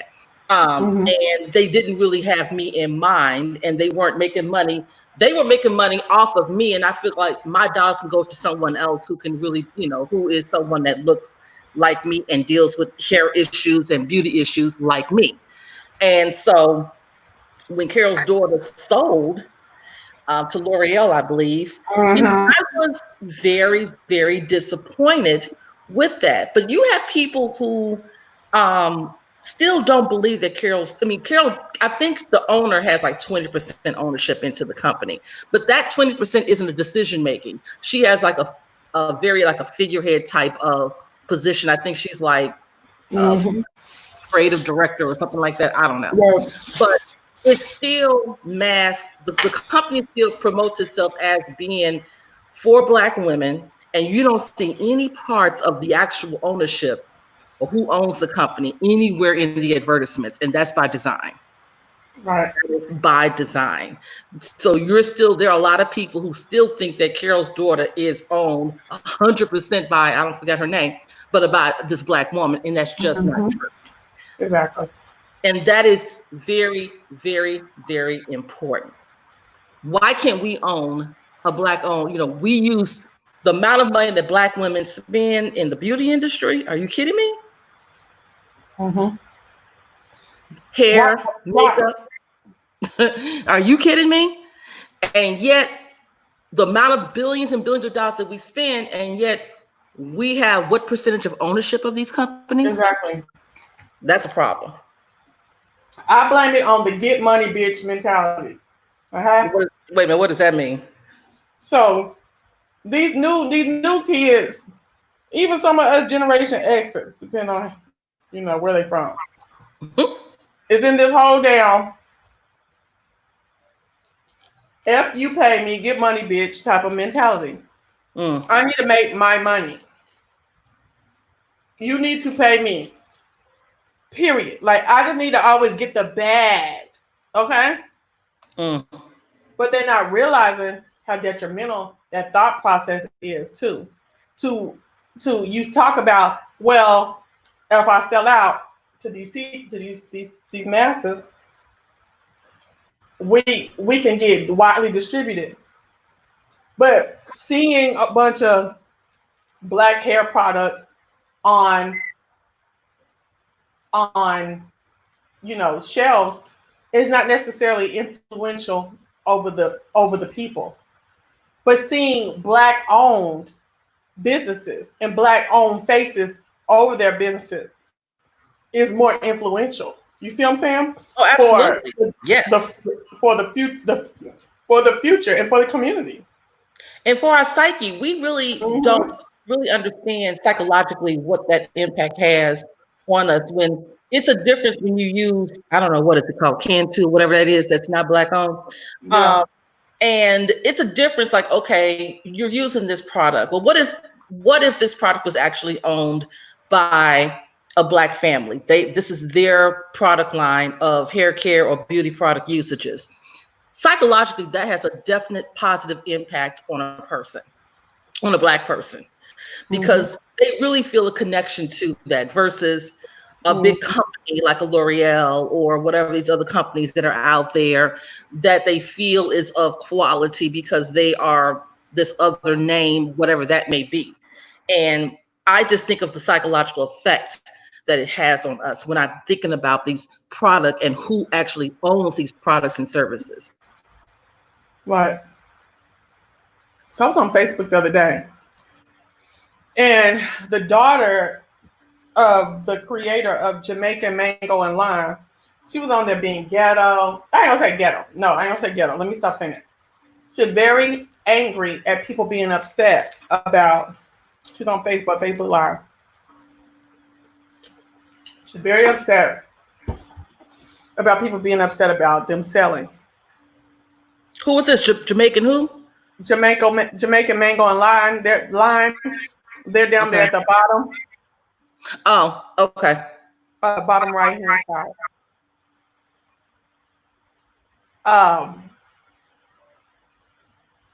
And she was very upset that people were upset that they had sold the brand, and she was upset with the Black public that was talking, because she said, where were you all at when we didn't have any distribution hardly? When we were walking up in stores with boxes and boxes asking people to buy. Mm-hmm. And I had to listen to her story, but it didn't change my stance. My thing is, you're walking into Dollar General, she said, and Walmart and all that stuff like that. You're walking into individual stores. That's how she said it, but I don't think they were just walking into individual stores. I do think they were walking into corporate. But what about channeling Black media and other ways of doing things before you sell out? She never mentioned any of that. Other ways to get out. Wait a minute. I have a question regarding that. So what exactly would be a Black media outlet, Black-owned media outlet? I would say TV. Is TV One Black? See? I don't know. Is TV One? I'm not sure if TV One is Black-owned. I'm not saying it's not, but I'm not sure. BT is now back Black-owned, right? Is it? Yeah, I checked it was Viacom. Did Viacom sell BET? I think they gave Bob Johnson some more percentage in it. Somebody fact check that for me real quick. I think he's back in the majority. Oh, I didn't know that. Okay. I don't know. I could have swore I saw that somewhere. So if somebody knows different, please let me know. But he was majorly fucked up for letting it go. Okay. I don't know what the other Black shit, the North Star. Okay.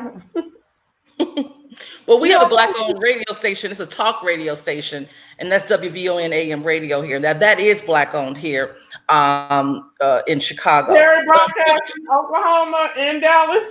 Oh, okay. But I will say this, and that would be great to actually put that messaging out on the few Black-owned media outlets that are out there, such as I mentioned WVON in Chicago. But the audience, though, you gotta, who's actually listening to talk radio, what audience is listening to talk radio, for example. You got to go where your audience is going to go. Where are they right now? So Instagram, Facebook, Snapchat, TikTok. Yeah. Snapchat? Oh, okay. Who? Instagram? Who? Black folks is on Snapchat. Oh, I know. I'm not on no Snapchat, but okay. Oh, that shit. I think I might try it out. But go ahead. No, but I mean, you were saying that they should have gone to this Jamaican, the company at the bottom should have gone through Black media outlets. And my question to you was based on, which outlets that are Black owned would they actually go to? And that's where we ran into the problem. Yeah. So you're for selling? No, I'm actually not for selling, but I think that it's interesting how we have these Black-owned companies and then they run into these financial issues and they have to go to sell their company to someone who has more capital, someone who has more brand presence and things of that nature. Where are all these Black millionaires and their money to help out? I was waiting on you to finish so we can talk about it. Where are these people? There are lots of Black multimillionaires out there. Where are these people that they can connect and reach out to and say, hey, my company is worth X amount of dollars. We're struggling to get distribution. I need a little bit of help here. Where is that connection? That's my question. Now go ahead, Chaz. Go ahead. That's what I'm saying. All these people supposed to be rapping or talking about the money they got and the things they're doing and stuff. Why are you not teaching people how not to go in bankruptcy or how to recover from bankruptcy without selling? You know what I'm saying? But even Jay-Z had a bunch of white folks entitled. Remember that? When they disclosed all that shit? Yeah, I remember that. You know what I mean? And it's like, you mean to tell me you couldn't open your Black business with all Black talent across the globe? It didn't have to be just the United States. Across the globe. I was very disappointed. But I do think that in this time and element, if you have any desire to see real change and a leg up for our community, it is our responsibility to support Black business. Well, we do have, I know on Facebook, there is a group on there and they have put together all the Black business owners. Mm-hmm. Most of it is in Chicago, but I think there are other places as well. And people are listing, I am a salon owner, I am a restaurant owner, this and that and the third. You should check it out because it's really good. These are actual Black owned places. As I will put them on my in the groups I'm in on Facebook. I will put them on my community wall if I get these lists. Okay. Depending on, it don't matter what city. Don't just be Atlanta where I'm at. Mm-hmm. Okay. So if y'all keep a lookout on my community wall, as I get stuff, I will put it up there. Okay. Now, what do y'all think about the question? The question is, do we value representation and distribution over ownership? What are the benefits of letting go of ownership for distribution and visual representation? Well, I'm gonna tell you right now before I go back in this chat and read, mm-hmm. I'm not in favor of false visual representation. I'm not in favor of that. If you are not Black owned and you have a product that is geared toward Black people, then you need to be more transparent as to who you are. I don't do the whole low key mm-hmm. with the Black faces on the product boxes and on in the Instagram ads and all that type of stuff and all that. Be more transparent. Yeah, you have a product for Black people, but and you're coming in and you are really in a very, very low key way, you're making it appear as though this is a Black product owned by Black people. That's the way it's coming across. That's how mm-hmm. people are seeing it, because that's the way they want it to be seen. That's the visual image. I'm against that. I'm against that false, because to me, it's like, okay, it's fine. You're not a Black person and you own this product and you want to gear it towards Black people because we're going to buy different types of beauty products. That's what we do. We're going to buy it. Mm-hmm. So, but you're hidden. We don't even know who you are. You're hidden in the background. So far in the background, people just don't even realize who actually is at the top of these things. Mm-hmm. I don't really care for that. I think we're getting into the mode now where transparency is going to become more prevalent across the board, whether it's a Black with businesses, with government, a lot of transparency, a lot of things going to be brought to the light where people can actually see. Because all this, we're going to boycott this, and we're not purchasing that, or we're not supporting this, and you don't even know who's behind all these things that you are supporting. People were I remember boycotting products that were owned by PepsiCo. Mm-hmm. But they didn't know that PepsiCo was actually, but they're gonna still drink Pepsi or whatever, or Coke products. But oh, I'm not gonna buy that, but yet you still drink Coke. Not really understanding who owns what. So I would prefer transparency when it comes to understanding product usage and product ownership, I should say. So Mimi says the problem is Black people don't support. Yes, they support Fenty Beauty and Ivy Park, but what about the mom and pop store? And I think that this is a calling on us as well as others. It's not just what y'all gonna do for us. What are we gonna do for us? What are we gonna do for ourselves? So I feel you, Mimi. I totally feel you. And I feel like this is a time for change, not only in the receiving part from us, but also in the putting out. So we all need to get more responsible about how we're buying, and who we're buying from, and do they fit our value sets? Do they support our community? Let's talk about that real quick. So I'm involved, or I follow a page on Instagram. It's called Pull Up for Change. Basically, they're saying pull up or shut up. Direct action movement fighting for economic opportunities for Black people. Can y'all, let me make sure y'all can see. Quintessential, can y'all see? Because I want to read this without going back to whatchamacallit. To Streamline. Can you see it? Oh, she can't even hear me. Quintessential.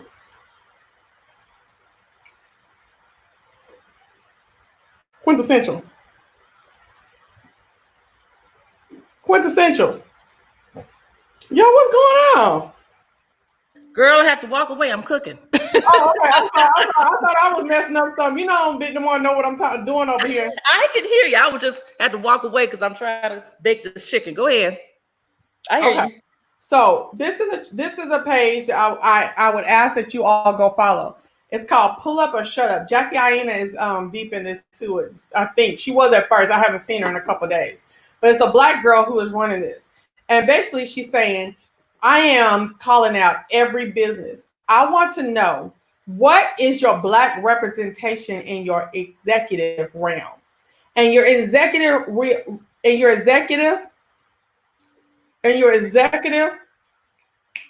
leadership, what is the percentage of Black representation? And if it ain't much, what you gonna do to change? I'm not mad at it. Girl, they are calling out these people on Twitter. They are calling out on Instagram, and they are responding. Let's go through some of them, okay?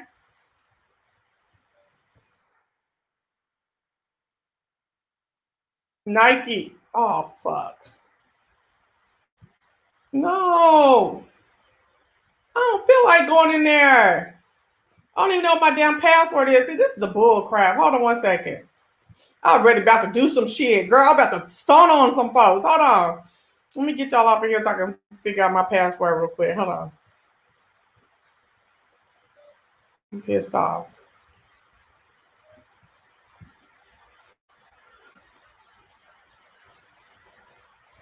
Oh, bitch. I didn't even need okay, we back. I didn't even need my damn password.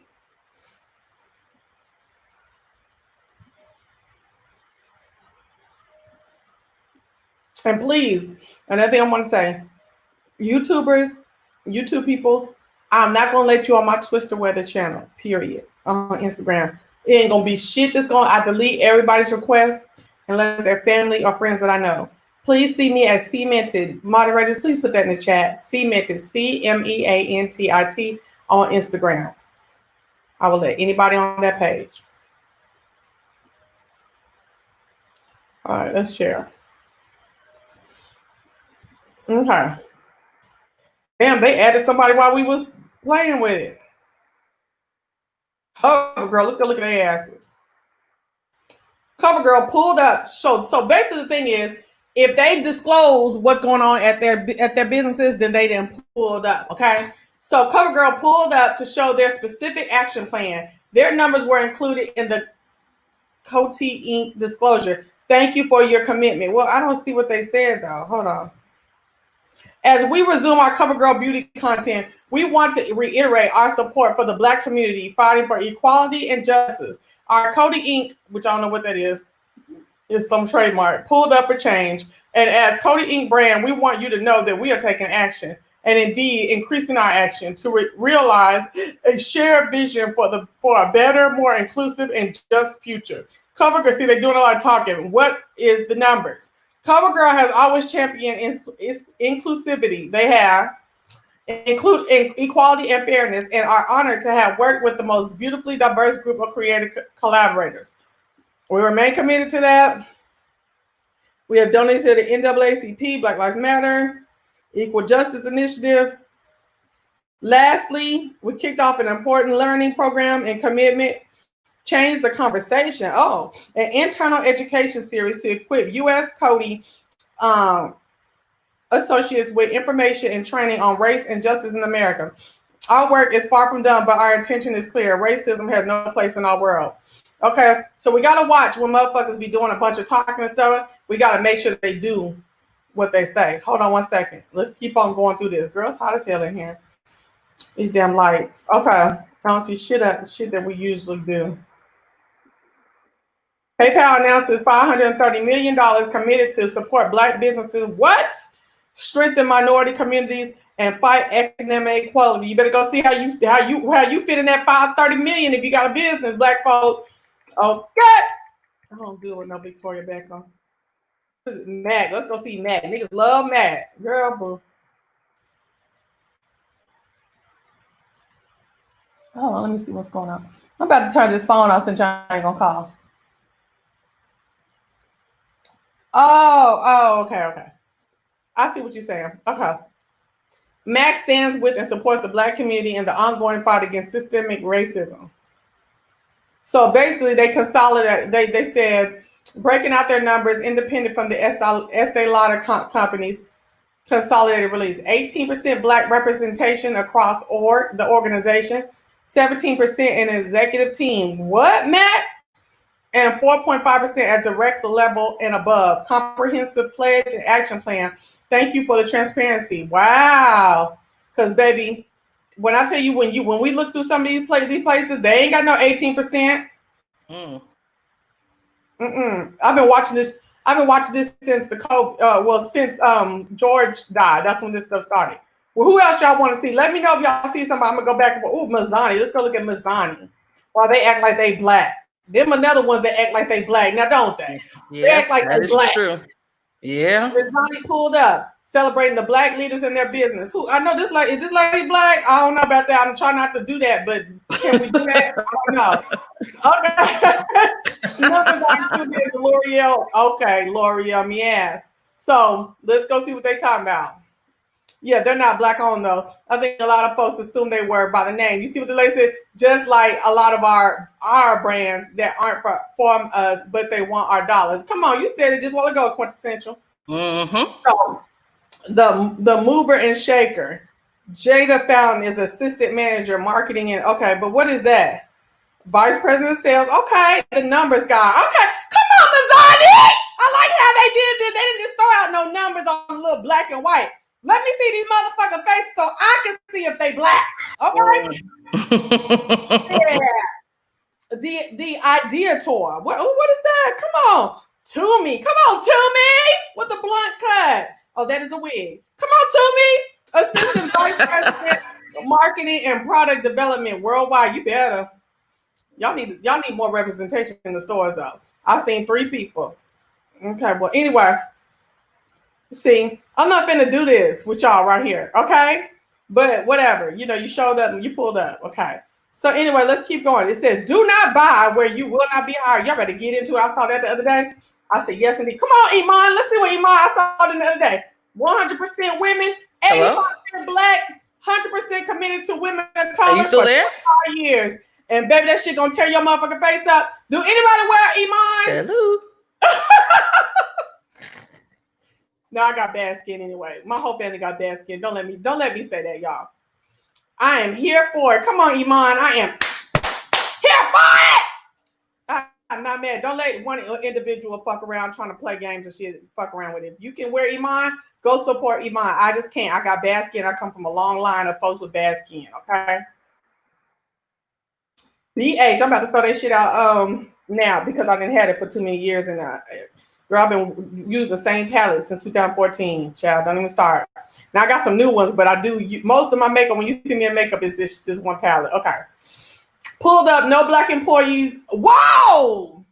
Action plan for change. No, bitch, you are in the trash.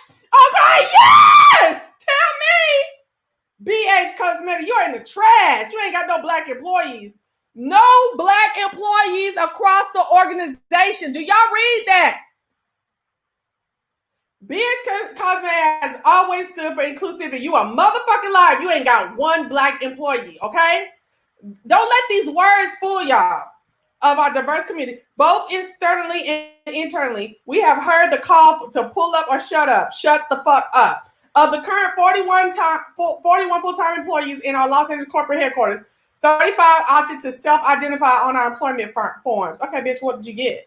71% are self-identified as people of color, non-white. See, I don't get into that people of color shit. I don't know if y'all do. I get into black descendant of slaves. Okay, we will talk about that on a whole other video. Okay, no, we ain't. We're gonna talk about it after this. I just looked at my notes. We are talking about that after this. 0 employees self-identify as African American.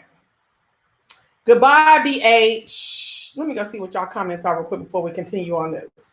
See, I'm in here with the news you can motherfucking use. You know what I'm saying, folks? Oh, she boring. Why she not be telling me enough? Why she don't come on enough? Baby, I'm here with the importance, okay? Shit. I'm finna get in here with a bunch of bullshit. You said, wow, and I used to love BH Cosmetics. They sure had a lot of YouTubers pushing their products. Exactly. Yes, Iman, they had a bronze to see. Now, I don't know how to use that, but I will try. And my homegirl said I need to stop saying that about Iman because I don't wash my brushes enough. I can't see niggas be saying I talk crazy to them, but I got folks to talk crazy to me too. Okay. Should I say be saying niggas in this? I think I can.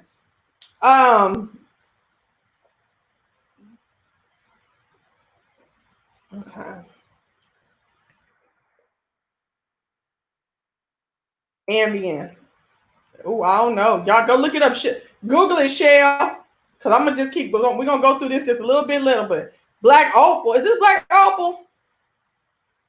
Show live. 70% black representation across the organization. 100% of leadership roles. Oh my gosh. Thank you for the now. I need to try some Black Opal. I have never tried Black Opal, y'all, ever in all of my black life. Ain't that a damn shame? Our corporate team is 12% black. I don't know what this new Latinx shit is. Can somebody tell me what Latinx? I thought in Hispanic cultures, if you're talking about both genders, female and male, it's Latino. You put an O behind it. If you're talking about just the female, it's an A behind the word. If you're talking about just the male, it's an O behind the word. And if you're talking about everybody, it's still an O. And I don't know what this Latinx stuff is. 82% women identifying. Okay, girl, I'm not going to get into that. Girl, let me get out of here if I say something crazy. Okay. So anyway, what else we talking about? Oh, that was Cora. I don't even know who Cora is. Who's Cora? Let me get over here back to Opal. I thought I was at Opal. 70% black, 20% non-black, people of color, 10% Caucasian, 90% of our team is girl.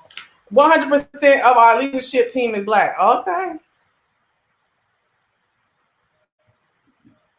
All right, let me see if y'all see somebody. Ooh, let's look at Estee Lauder because I damn sure finna go try to get something for my skin from Estee Lauder. Pulled up. On behalf of its brands, black representation overall is at 12%. 4% at the executive level. Y'all need to work. Y'all got work to do. And above, 14% executive officers. Okay.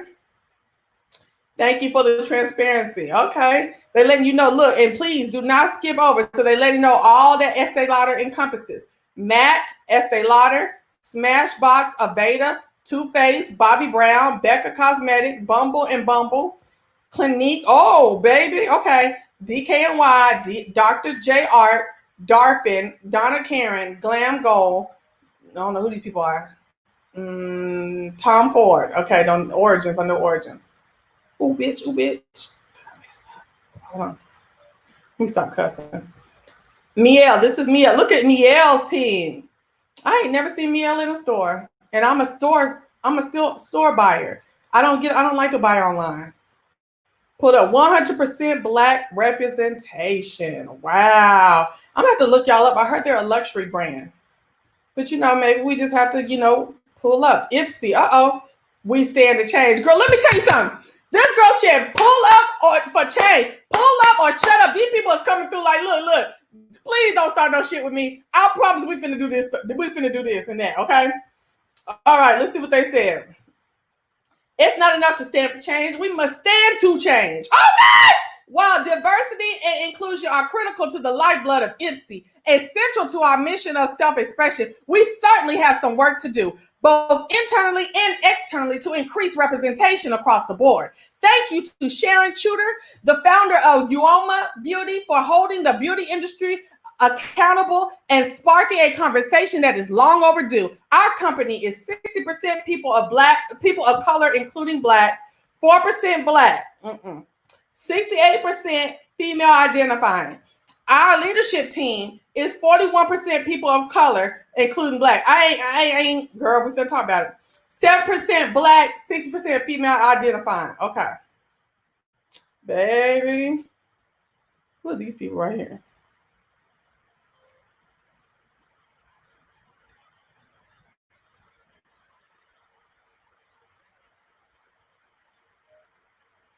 Okay, we're not gonna read a book on here. Y'all can go over here this page and look. Who else y'all seeing on here? I was just there yesterday. Okay. 62% people of color for Sephora, 14% Black or African American within the leadership of our U.S. stores, distribution centers, and corporate offices. We are 45% people of color. This nigga get on my nerves. Somebody just text me. Okay, 6% Black or African American. All righty then. And if you're white and you're watching this and you're saying, "Oh my gosh, she's saying nigga," let me tell you something. Nigga is not for you. It may not be for us, and it might change in my own personal vocabulary. Okay, but that is not for you to decide whether I am for real about what I'm talking about or not. I'm not gonna say that we have necessarily taken the word back over, because we have not. But it is all colloquialism. And community based and cultural. When I say it, it does not connote any level of hate, disdain, or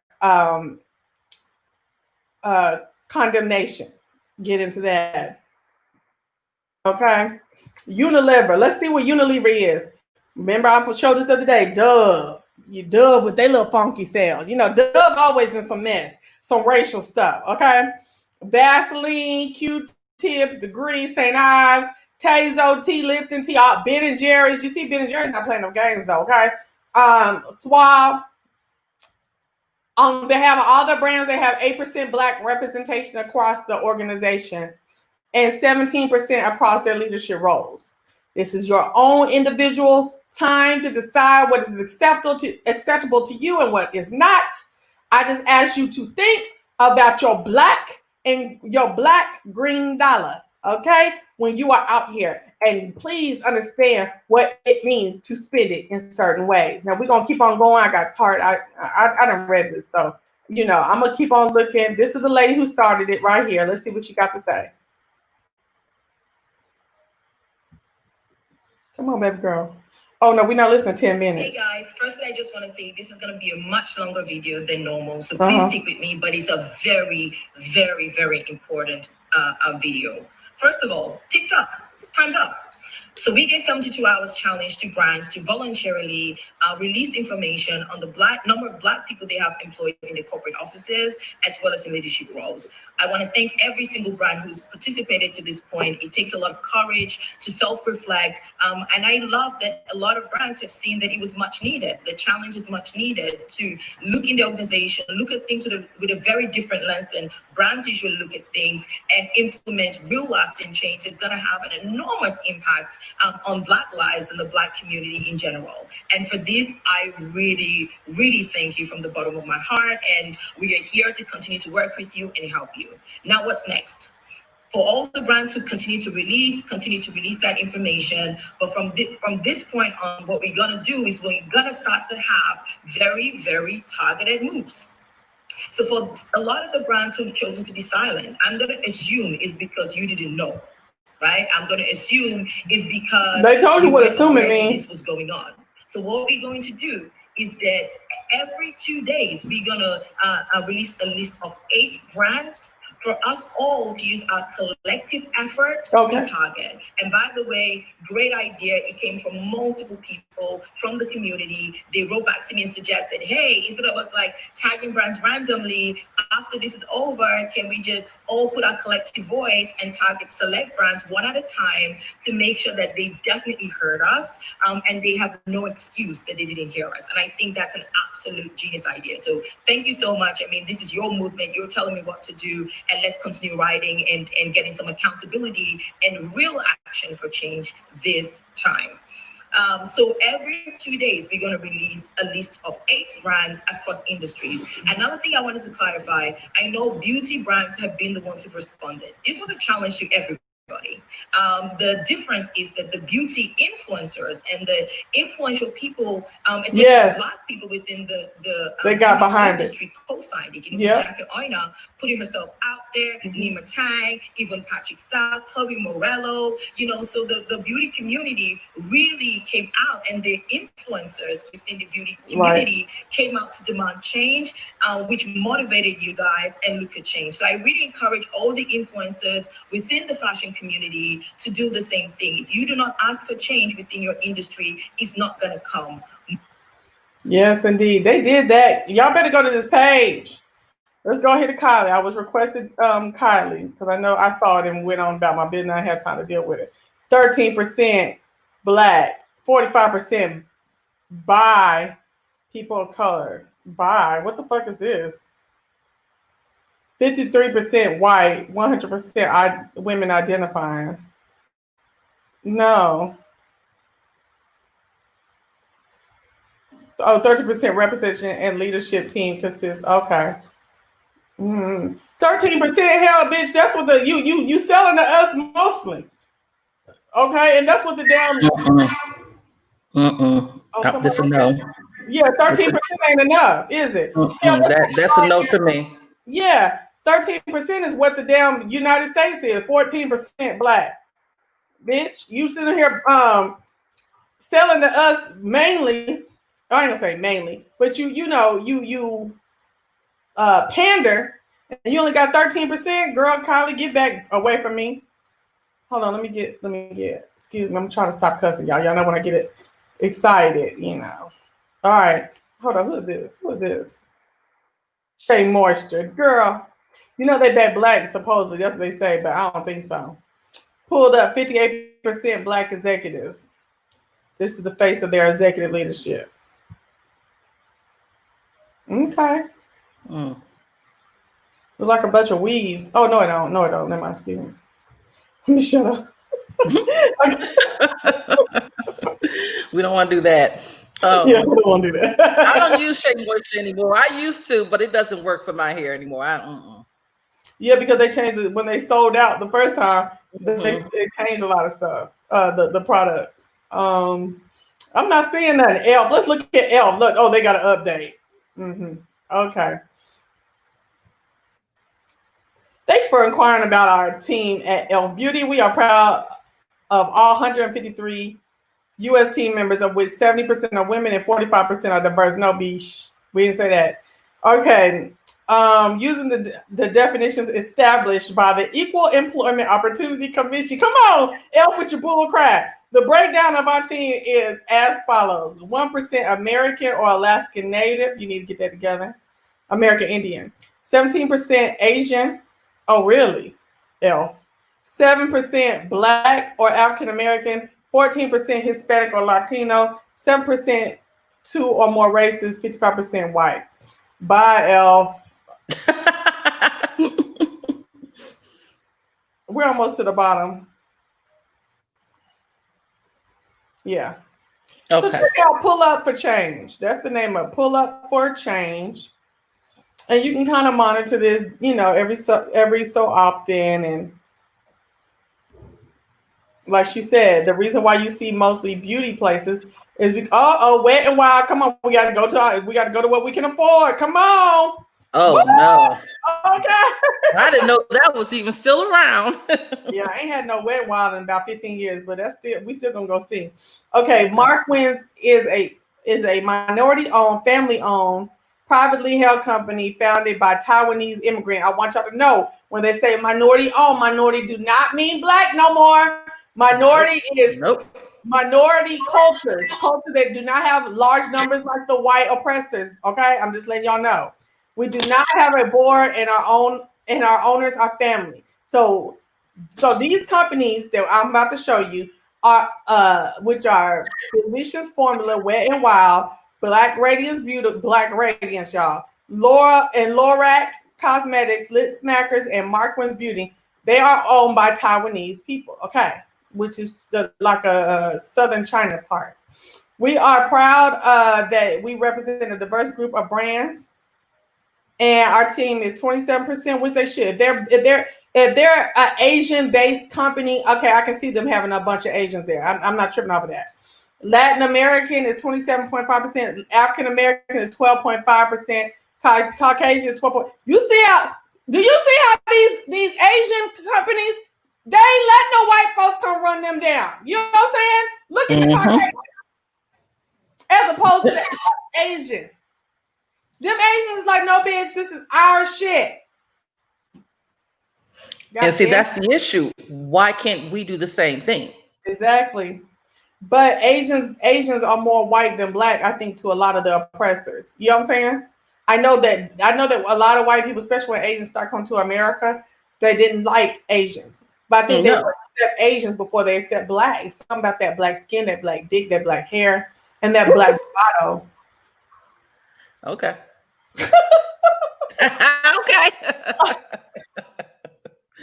I'm just saying, right? If it's just them and the Asian, they're gonna talk about the Asian. They're gonna call them this, that, and the other, and they call them yellow men when they worked on the railroad and stuff like that. But if it comes between an Asian and a black, they always the black is last. Period. You know what I'm saying? Yeah, that's true. But I'm not going to deny that Asians have been part of the American oppressive, under the American oppressor too, especially in the 1800s.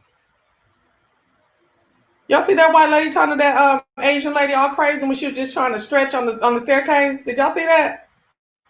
No. And she told her to go back to whatever Asian country she came from. I said, what in the fuck is you doing? Like, this lady moved to the side and stretched, and you can walk your butt up the stairs still, and you still mad at her because she Asian. It wasn't because she was on the steps, it's because she was Asian. That was crazy. India E said, Elf doing a lot of talking. All that comment, all that vocabulary. I ain't here for you, Elf. Okay. Baby Doll Access says there are other black brands that simply don't want to be in stores. Simply because these companies like Sephora and Ulta undercut them when it comes to the percentages. For example, the crayon case. Well, they saying the crayon case ain't got no money. But I don't know. That's alleged. I don't know. And I'm wondering what's going on. But I also watch if she ain't got no money, I do watch the crayon case lady be frugal. But is it frugal enough? If you don't have no money right now, allegedly, is it frugal enough? I don't know. You know what I'm saying? Because you got to watch. If you know you already behind the curve, because in the beauty industry, it's run by whites and Asians, and they don't want black folks to have a nice piece of the pie like they have, then you still got to watch what you doing still so that you can stay where you want to be. Okay. All right. So what else was I going? Okay. So let me talk. Stay right here, Quintessential. Okay. Okay. Let me share something that happened to me the other today. Oh, okay. I was minding what they call my business, and what happened was I was summoned to a homeboy's page, okay? And my homeboy had on his page where Bob Johnson had called for reparations for Black people, right? This is on Facebook. And under that article where my homeboy had it posted, it was a Native American. Now remember, I'm from Oklahoma, and Oklahoma is very heavily Native American, and to my knowledge, more so than any other state. And I grew up with Native Americans. I danced in powwows. We're Native American about 2 grandmas back. Well, no, 2 women back, not grandmas, 2 women back. And like grandmama's mama. My great grandma is a Native American, not 100%, but like a good little mix. What's so crazy is my grandma's sister just died last week, and she was about 87, 88, something like that. Okay. So, what was I going to say? Oh, they're going to take a picture of that, me making a face. Oh, she a drunk. No, bitch, I'm rolling my eyes. Okay. So, you said that white lady did it again with that lady I was talking about did it again with an Asian man. Ain't this what's up? No, they didn't found her. No, they found another lady. Never mind. Okay. Hey, Misha. Now, okay, y'all talking about that. Okay. So my homeboy was going back and forth with the Native American dude about, how they've been compensated for the evils that was, done on them. So he hit me up, and at first I wasn't gonna say nothing because people do this to me in real life and on social media all the time because they know I'm coming to get motherfuckers together about Black people, period. Okay? It's like I'm a attack dog. So I was like, I ain't gonna say nothing. But then I was like, something about what about me? Harpo, what about me? Pissed me off. You know what I'm saying? Like, bitch, we're talking about reparations from American citizens, descendants of slaves. And here come your Native American self hollering, what about me? Let me tell you what my response was. I'm going to read my response, girl. Okay? Oh, boy. I said his name. Natives, arguably not made whole yet, have received dollars, social benefits, and land to compensate for the oppressor's wrongdoings. Descendants of slaves have not. Additionally, whenever Blacks try to stand up and fight and manage to receive minimal legislative favor, you know who also benefits? Other minority classes like Natives, Asians, Hispanics, all women, gays, handicaps, etc. So it looks like y'all some fatter rats than us. Can you make the most out of your crumbs while we keep fighting for ours and ours alone, particular to us, not y'all, just us, particularly, exclusively, uniquely? I say it's time to be addressed as Black American citizens, descendants of slaves, not minorities or Black and brown. We want our check. Yeah, they get free health care.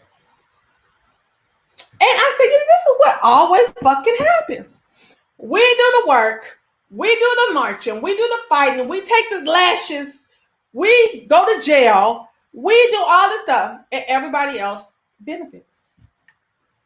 And have the nerve to say, can I get a little bit? Me too, add me in there, add us in there all the damn time.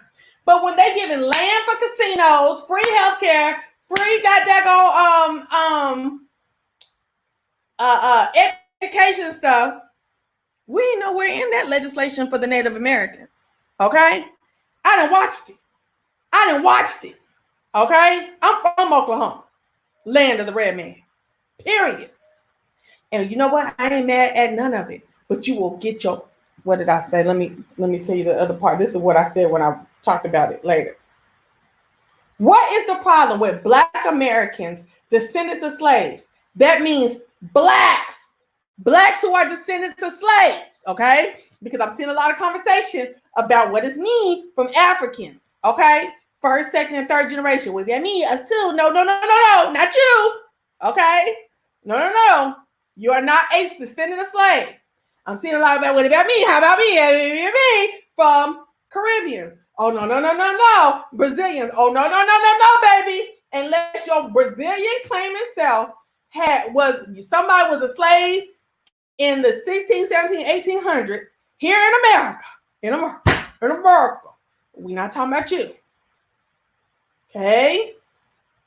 If you was a slave on the sugarcane fields in the Caribbean, Central America, cotton and tobacco, wherever else, you take it up with them. Okay? You take it up with them. Okay?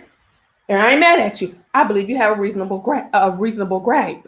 Get it popping. Okay? But over here in the United States, when we say Black people need reparations, we're talking about those of us who are descendants of slaves. My people are on the 1840 slave roll. Okay? That's what I'm saying. Okay?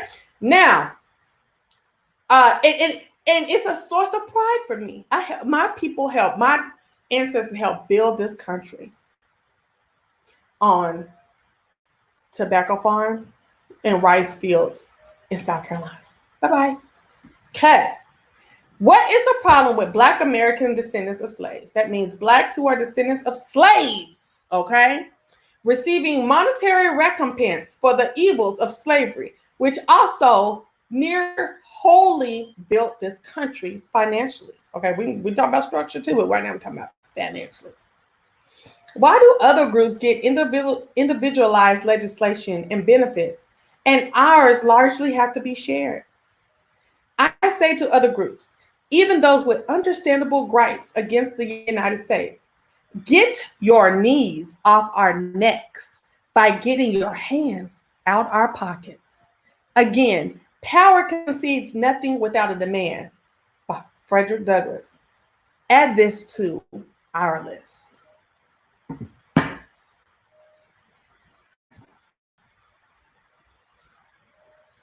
Okay. I might not have any friends after this, but I say get it how you live. I live as a descendant of slaves and sharecroppers, okay? All the way into the 1930s and 40s. And the only thing that saved my family from more sharecropping was the United States Army, where they went and got racially segregated in the World War II Army and Korean Army, okay? And all the way to the Vietnam Army, okay? So, no, we're not the same when you came in 1980 from Ghana. We're not the same. Period. We're not the same when you came from Belize, which I just feel like I would love Belize if I ever went there, in 1996. No, ma'am. Now we share Black skin, and in a lot of the profile, the visual of the situation is the same, but the financial, the payment for the transgressions is not the same. The financial obligation is not the same. Get into that. Oh, let me put her back on here. I'm sorry. Speak freely if you want to. That was perfectly stated. I don't have anything to say to that, because those were facts. That was not about an opinion. That was stated facts, not really an opinion. So I'm right there with you, with the fists, with the hand claps, all of that. All of that. Those were facts. I like when people state actual facts and not get caught up solely into the emotional aspect of it. Back it up with the facts so that people understand, like, look here, this is what it really is. So that makes sense. Exactly.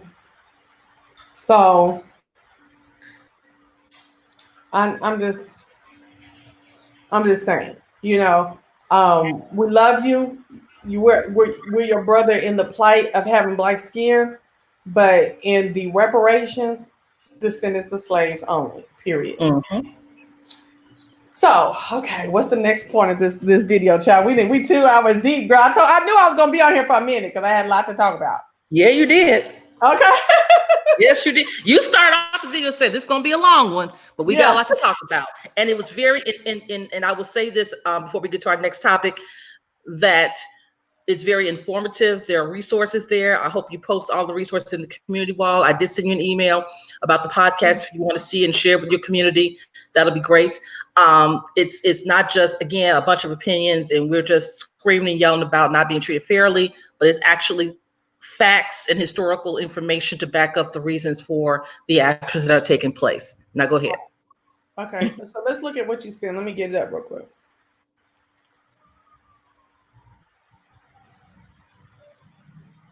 Okay. So let's look through this real quick. Let me share with y'all. Now this is the video is actually a podcast, and it's really geared toward people that's in the learning and development, training development, instructional designers, content developers, but they talk about systematic racism within the corporate world, and microaggressions are addressed there. So don't get caught up in the whole thing like, oh, I'm not an instructional designer or I'm not a UX strategist or anything like that. Don't get caught up in all of that. Right. Okay. That's so what you look at on your wall, eventually. Right. So I'm going to put this on the wall. Yeah. For you to go look. Let me copy this. I'm going to do it right now because I done forgot y'all. The first one at the top is the one at the top that you scroll where it says Myra Roldan, Nyla Spooner. That was the actual broadcast. Oh, this is the broadcast right here? That's the broadcast right there.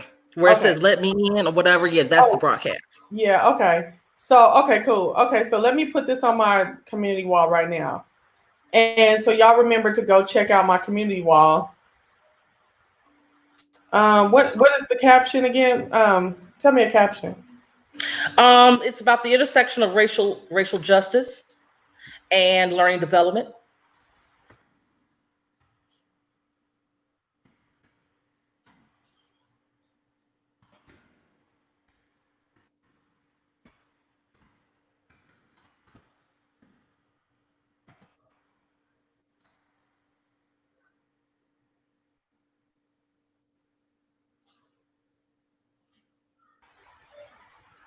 Make sure it did it. Okay, well, y'all know where to go get it. I'm pissed. I thought it would come up. Okay, so thank you for sharing that with us. Okay, our next point of conversation is the war. Well, we talked about it earlier, but we're going to go into a specific case. The war of police on its citizens. And I want to bring up to you a case going on right now in Google. I mean, not Google, I'm typing Google. In Atlanta, Atlanta police shooting. Whoa! Whoa! Okay, let's go look. Hold on. A lot of development since I done got online. Okay. Whoa, my nigga. Okay, let's look. Okay. Share the screen quickly.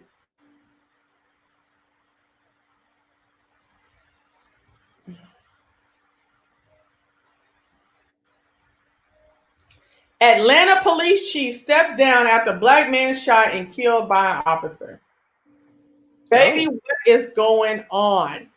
Now, when those Atlanta police snatched them college kids out the car, they quickly fired them, okay? Because they could go and find where the black police did not adhere to policy.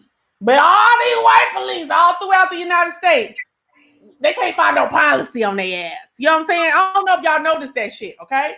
They found the policy. She was with that. Then later, they put some charges on them boys. And the police chief came out and said that she felt like the placing of charges on those officers was politically motivated, and she is not necessarily in agreement with it. Now she can step down because look what didn't happen.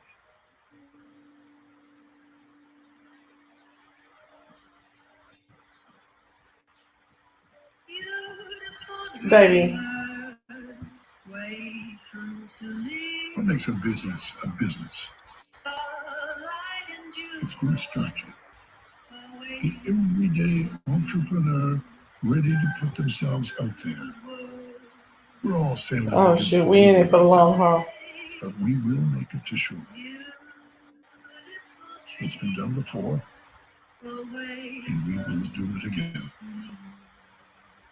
All right, again. In Georgia, we're learning. Come on, Frederica. Police shooting drive-through. The initial report was about a man sleeping in his car at the drive-through. CNN's Natasha Chen is with us now, and now what's happened?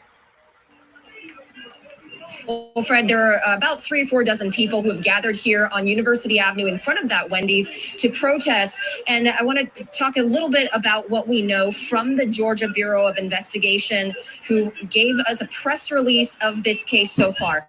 What happened was in the drive-thru on the left side of the Wendy's building that you see there, with a 27-year-old man who was reported to be sleeping in his car. The GBI says that he failed a field sobriety test and that there was a struggle over a taser, after which the man was shot and he later died.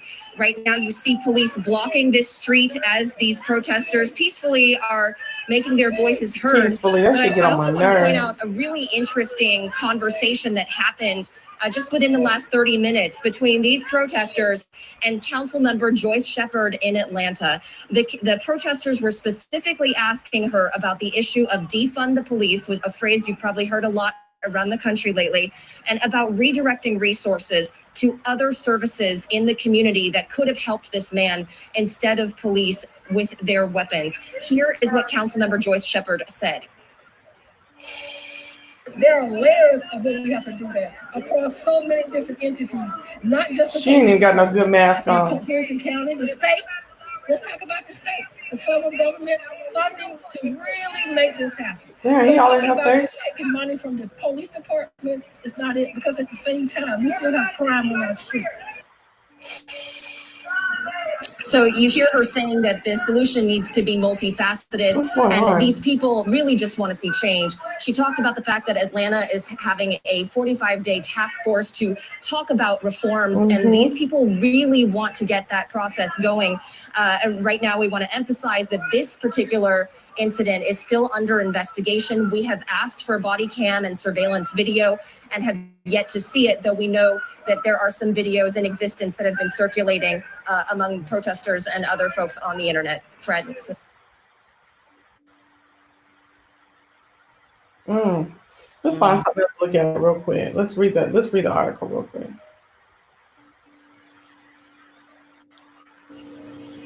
Cause I ain't seen nothing about the chief stepping down. I see the title, but that didn't say nothing.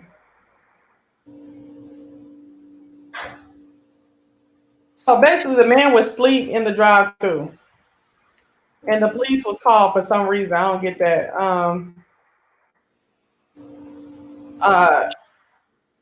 And when they got there, they tried to do a field sobriety test on him, but he wasn't with it. I'm not saying that that's right. I'm just saying he wasn't with it. And they got into a fight trying to detain him and put him in handcuffs.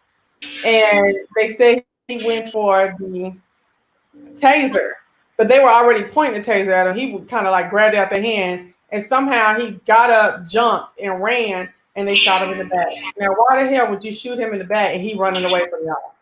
Atlanta Police Chief Erica Shields has resigned after a video of another fatal police shooting went viral Friday night, prompting more protests against racism and police violence in the city beleaguered by weeks of demonstration and clashes. First of all, why are you resigning, girl? I wouldn't resign. I would get behind the mayor's effort to do the police reform shit that she says she's doing. So my thing is weird. Hold on, let me see if somebody try to get in. Hold on, let me let y'all back in. Let somebody in if they want to. Oh shoot. Never mind. Let me get this. Why are you resigning? Like, you just need to do some work. Unless you was pushed to resign. We're gonna find out in the next couple of days. Atlanta Police Department was dispatched to a Wendy's Friday night on a complaint about a man parked and asleep in the drive-thru. According to Georgia Bureau of Investigation, Atlanta police performed a sobriety test on the man, later identified as Rayshard Brooks, 27 years old. Damn, he was a big old boy. I didn't know he was 27. Who is black. When Brooks failed the test, officers attempted to put him in custody. The response escalated when Brooks grabbed and was in position of an officer's stun gun, according to GBI. Well, we got to watch the video, but I'm sure the video is nowhere to be found right now. But I saw it the other day, or seen it last night, but I didn't screenshot it. A cell phone video posted to Twitter purportedly, meaning allegedly, showed Brooks' struggle with the two police officers in the parking lot. On Saturday afternoon, the GBI released a Wendy's surveillance video that showed Brooks fleeing the police and then being shot by an officer. Atlanta Mayor Keisha Lance Bottom called for the immediate termination of the police officer and said she did not believe that this was a justified use of deadly force. Since news of Brooks' death circulated late Friday night, activists, including the Georgia NAACP, had called for Shields to depart her post. What? I don't know if I'm with that part right there.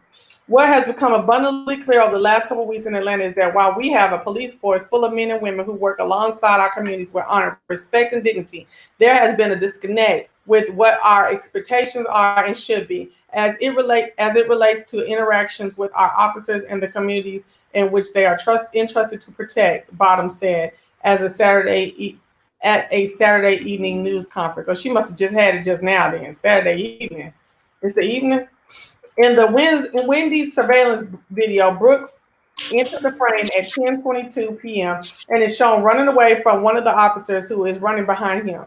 Beach, you better get your skills together, your track skills together. You don't start shooting nobody and he running away. After running the equivalent of 6 or 7 parking spots, Brooks turns back towards the officer and appears to point the stun gun at him, at which point the officer draws a weapon from his holster and fires at Brooks. A stun gun? And you gonna shoot him? From 6 or 7 parking spots, do it even reach that far? Somebody tell me, do the stun gun reach that far? I'm gonna get to the chat, y'all, in just a minute. Brooks falls to the ground as the car, he didn't die immediately, y'all.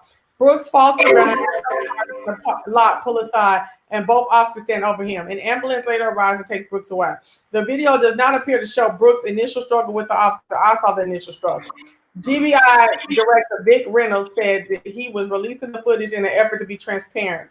Reynolds also said agents have been, baby, there's so many GBI down here behind black folks getting killed in the street by these white folks down here in Georgia. Reynolds also said agents have been directed to expedite the investigation. We want everyone to see what we have seen in this case. Well, why y'all ain't got the one we saw first early yesterday?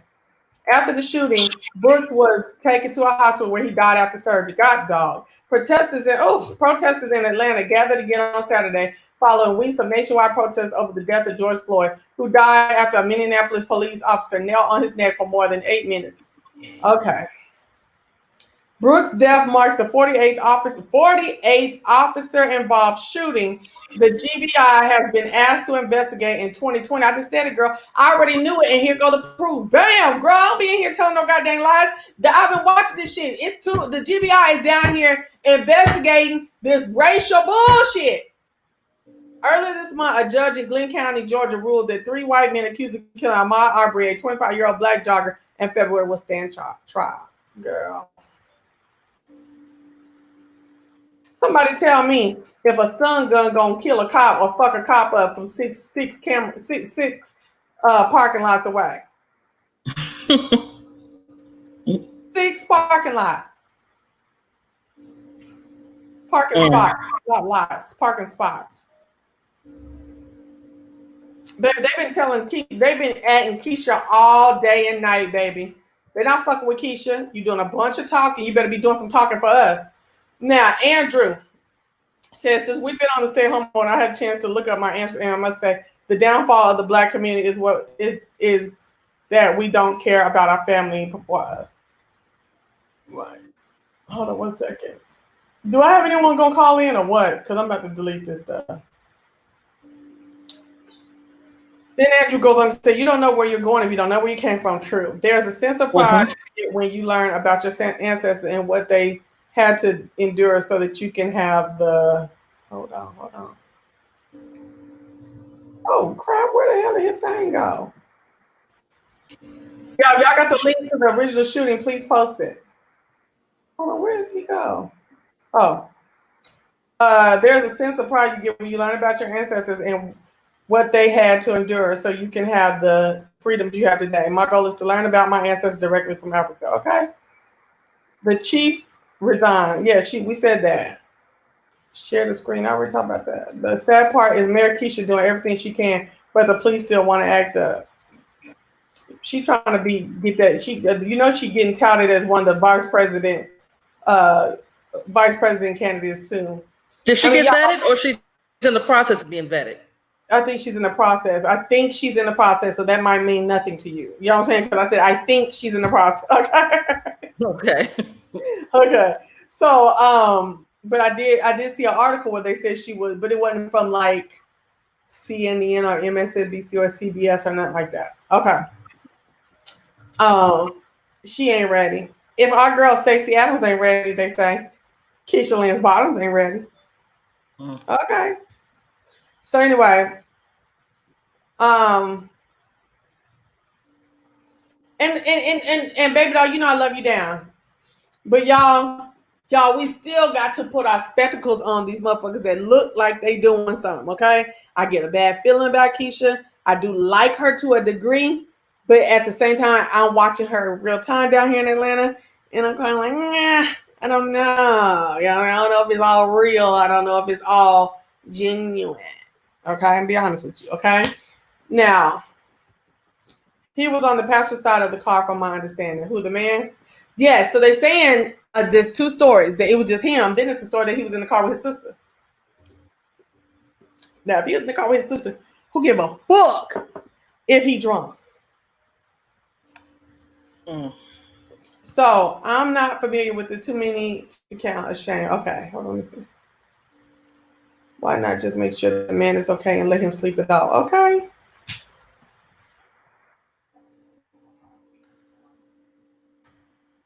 I've been thinking about that too. Bad company. Take guns away from police. I don't know where I stand on that to the degree. If he was shot in the back and run away, how much threat could it be? Exactly, Misha.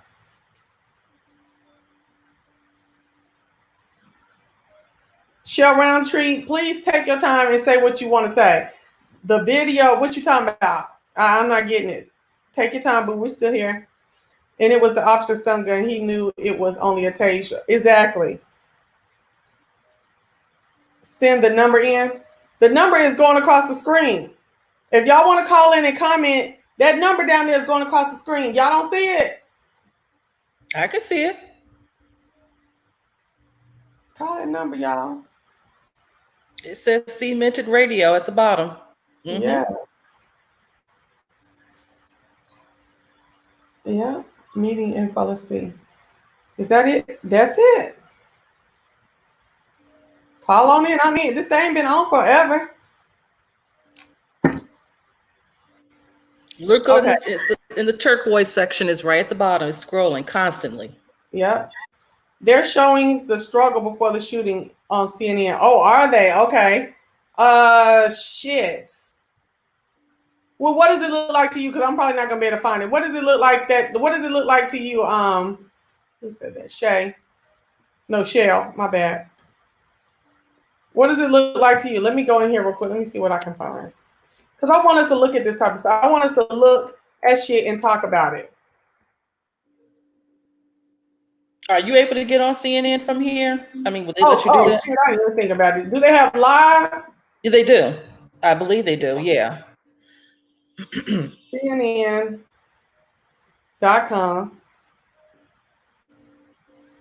I'm just gonna mute myself and be right back. I'm listening. Okay. And thank you for coming on, girl. I really appreciate it. Atlanta mayor calls for the officer involved in last to be fired. I ain't even spelling it. Oh, drive through to be fired. Okay. Where's that? This is police shooting victim Rayshard Brooks. Let's see what he looked like.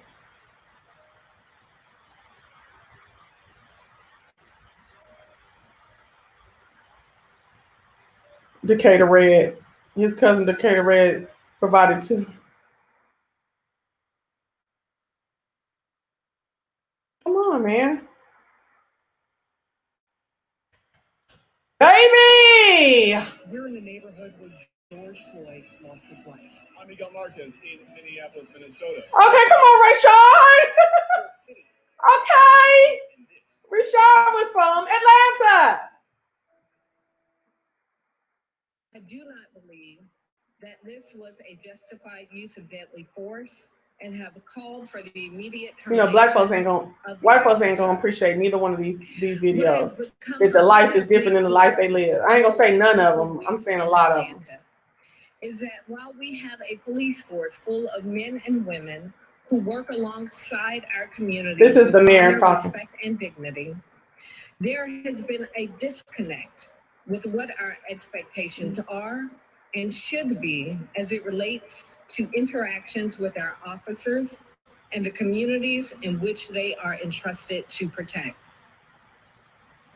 Chief Erica Shields has been a solid member of APD for over 2 decades and has a deep and abiding love for the people of Atlanta.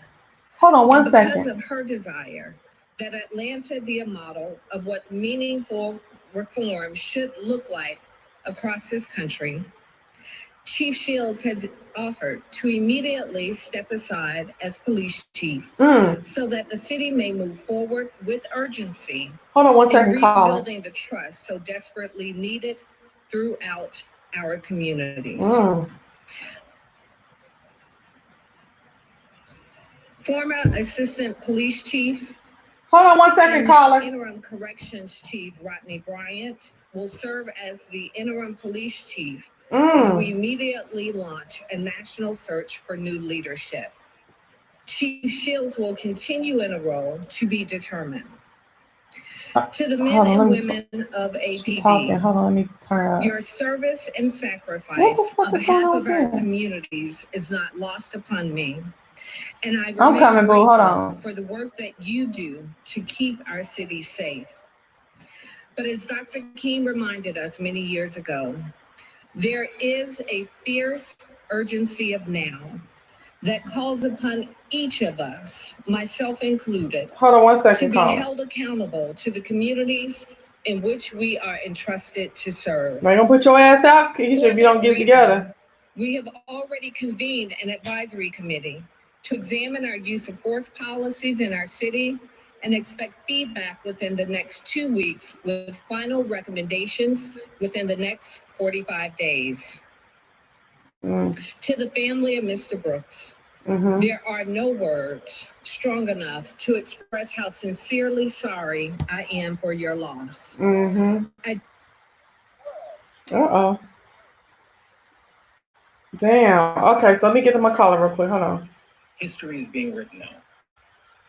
I don't like that. I don't like that Minneapolis police chief. Okay, hold on. Hello? Oh shit! I put it on mute. Unmute. Hello? Minneapolis officers. People are tired. Caller. I know what's going. Oh, I gotta put you on speakerphone, maybe. Okay, let me put you on speaker real quick. Okay. Hi, hey, you're online with C-Bent and the Bonafides. What's up? This is Cheryl Roundtree. How are you? Hi, Miss Roundtree. I'm fine. I'm doing good. How about yourself? Girl, let me just say this. I'm upset right now because I'm watching this young man being killed on here, and this is just, I'm tired of it. I'm sorry. I'm venting right now, so I'm so sorry. I was typing very fast, and thank you for telling me to slow down. But anyway, my point is that they did show the struggle of him and the young man, but my question is this. They train, correct? They run, right? They were tasing him. The taser, I don't know what happened with the taser from what I was seeing. They could have chased him. What the hell? They can't fucking run? Oh, I'm sorry. They don't want to. Oh, that's okay. They don't want to. They just want to stop you and have you do exactly what they do, what they want you to do. And if you don't do it, you shot. Girl, let me tell you something. I'll be 60 in a few months, okay? Okay. I've been following you. I don't know what that has to do with anything else, but I've been following you for about a couple years now. I don't say much, but I always follow you and I give my thumbs up. But I have to say today, what you were doing today, I love it. This needs to be done all the time, and not just for these streets, but what's going on now. We need to communicate more. Black people need to communicate with each other instead of fighting each other. This right here, we need to be united right now. We need to be united, and we need to stand and help one another. Because things like this, honey, has been going on since the 70s. I've seen this stuff in the 70s myself. Right. Right. Yeah. I mean, yeah, where police are just ragtag and lawless themselves. You know what I'm saying? They say that the people are lawless, but when you look back, see, in the 70s, they didn't have the cameras and the people out there doing stuff. You know what I'm saying? Exactly. Yep. Exactly. See, I remember being chased home from school. You see what I'm saying? I remember Me too. being chased home from school and my parents taking me from one school to the next. Yeah. You know, but these things that are happening right now, yes, cameras, we Oh. are happy to have the cameras, but the cameras, what are they doing? They're showing us getting killed, and then you don't see no repercussions happening for the people that's killing us. Hold on. Mimi, can you hear me? Yes, I can hear you. Okay, hold on one second. I'm gonna Miss Roundtree is talking right now. I'm gonna put you on mute for just a minute. Okay. Unless you want to join the conversation, but let her finish what she was saying real quick. I won't mute you. I'll let her finish. Go ahead, Miss Roundtree. Yeah, she can join. Okay, go ahead. I'm sorry. I'm just venting right now because I'm angry and I don't like to talk with my emotions because, you generally say a whole lot of stuff you really don't want to say on the phone. But I'm just really upset right now, and I'm finally glad to be able to have someone to be able to, well, not just you, but I visit this to my family all the time, and I have a husband, I have sons, I have nephews, I have nieces, and I worry about them daily. But they know what to do. They know what they can do with their own powers. But in the same token, it's not so safe right now. It's so hard that you have children and you worry about. My youngest is 34 years old. My youngest is 42. Right. I feel you. So I worry about them. I got kids all over the states, different states. I have a few that live in the city that I live in, which is horrible because they're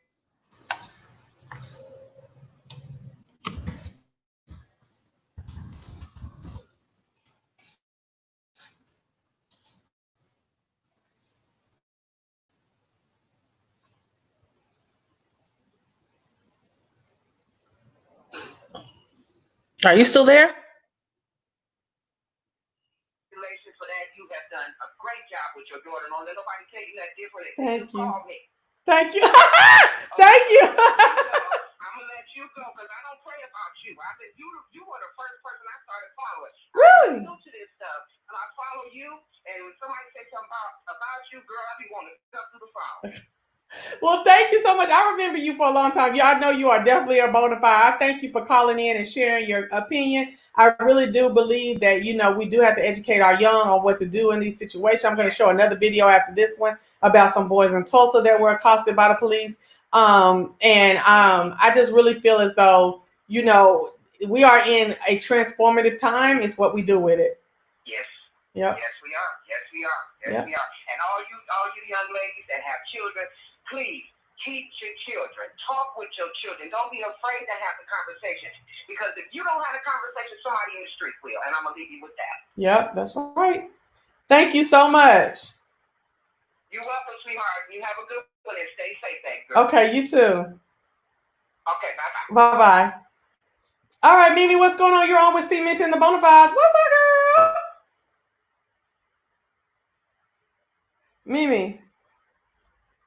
Is she mute? No. Now she mute. Mimi. Mimi, somebody tell Mimi she on. Hello, can you hear me? Oh, I messed it up. Hey, Mimi.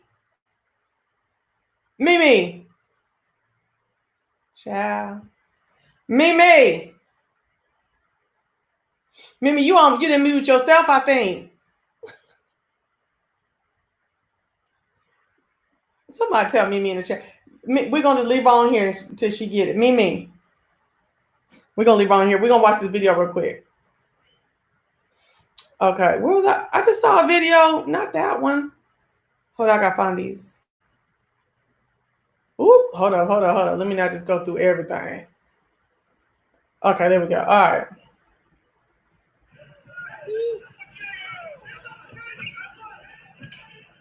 Oh, shit.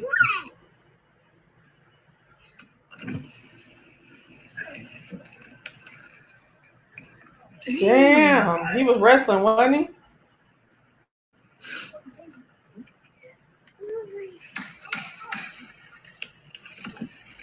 So they try to tase him. Look. Oh. No, hey Mimi, hold on 1 second. Hey Mimi, hold on. Kids. Damn, this motherfucking video and he ain't get shit. Let's watch this again. Now shoot.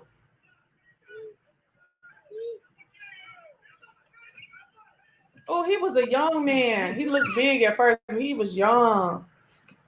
Now you trying to tase him? Why are you shooting with your gun? That's some bullshit. Damn. He getting away. Look. There go the taser. It didn't get him. He gone. And here go this fake ass hoe right here. Oh. Now he on the ground. You see that? Hey, bro, we got kids. In front of all them kids in the drive-thru and stuff like that.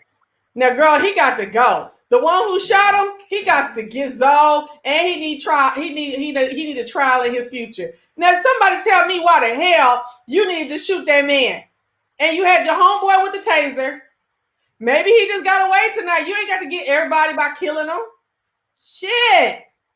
You got the car still there and the tags. Oh my gosh, that's crazy as hell, y'all. That's crazy. What's up, Mimi? You on with Cement and the Bonafides? Hey, Mimi. Only every blue moon. So I'm gonna piggyback on some points y'all talked about.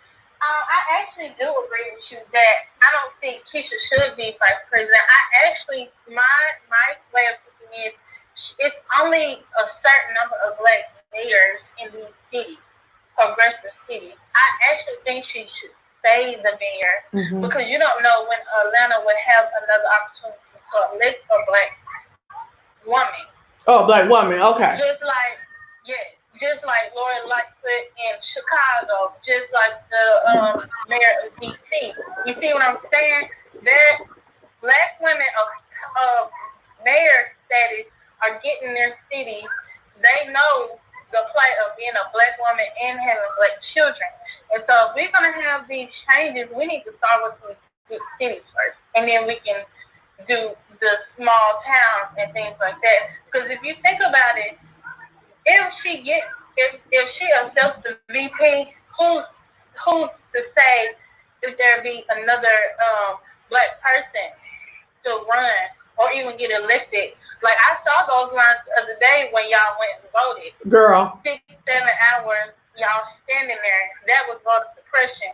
They wanted y'all to go home. Yeah. Because they know black people ain't got time to vote. Black people stand in line for Jordan. 8 or 9, 10. They'll camp out all day for Jordan, but they won't go stand in line for a vote. Right. So this is coming from a young person. Yes, your vote matters. And I was listening to Ebony K. Williams the other day, and she was saying the vote, it'll get you in the game, but that's just only part of it. It's the money part as well as we were talking about these black businesses. And I made the comment of the pop shop. Like, you got so many little corner stores that nobody's shopping with. And now that the pandemic and all the protests and stuff, these people are not going to ever probably get their store reopened. And these are black people. Stop shopping at Target or these other corporations when you know they don't care about you. When you have these companies like Starbucks didn't want their employees wearing Black Lives Matter apparel. Right, but they found out that. Go ahead. Yeah, they found out that they was going to boycott, and then they had to come back and recheck and be like, oh yeah, we Starbucks here stands with Black Lives Matter. Why should it take a boycott for you to stand with black people? You know what I'm saying? Okay, but also not only that, Starbucks had already issued company shirts for LGBTQIA.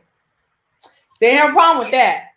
Thank you for saying that. Starbucks does already support Black Lives Matters, but they didn't want their people to have their own Black Lives Matter type of stuff out. Now, I'm not saying that's okay. I'm not totally not with it. I'm done. I'm through with them. Okay.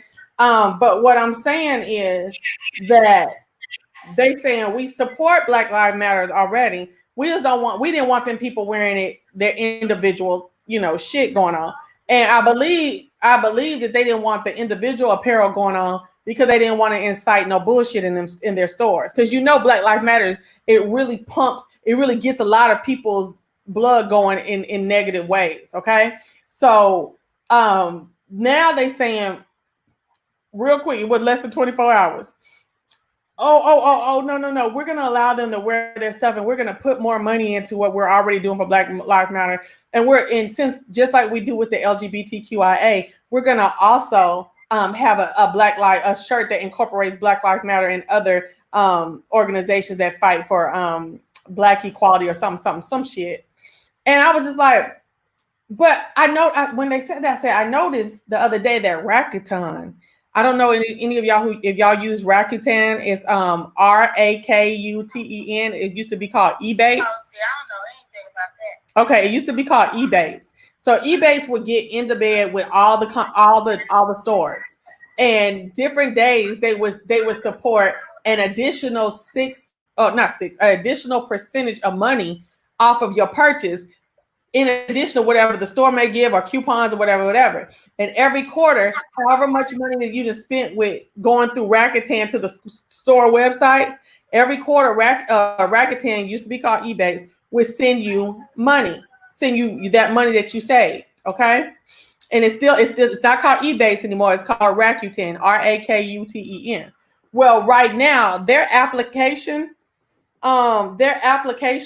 icon has the R for Rakuten and Rakuten up under it like regular, but the background is the LGBTQIA rainbow. Now this is the LGBTQ month of acknowledgement. This is their month, but notice how many companies will be down with a rainbow. Right now, these companies is rainbow down, but do you ever see them in some RGB or some kente cloth or anything like that in February? No. No, okay, this is the deal though. I get that, and this one we talked about a few months ago. We talked about that. But like now there's a movement in the Black Lives Matter. We're not being inclusive. We're not including them. Well, we didn't say Black Lives Matter and whoever else. You're Black first. We can't be having all these different type of movements. We need to get one thing established first. Right. And then we can deal with the stuff in our own community. Because now if you have a divide in the Black Lives Matter movement with all these other things, they're looking at you. Right. So when they come in with the Black trans lives, Black gay lives, all this stuff, look, you're already covered under Black lives. But they'll say they're not. Yeah.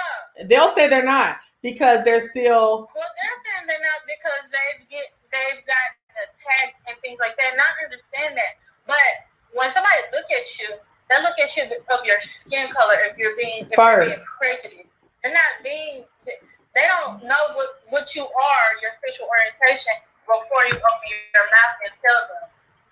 Right. That's what I'm saying. And I'm saying, as a younger generation, we need to establish ourselves. We need to be known. We need to be heard. And with all this stuff that's going on, yes, I heard I think her name was Brown Street say, what are the cameras doing now? But the cameras are exposing. The cameras are putting lenses. You can, like, New York City alone in 1975, there was so much corruption and killing of Black men that they were claimed drug dealing, but then they would get the kickback of the drug dealers, and if they didn't like the kickback that they got that month or that week, they would kill them and then come up.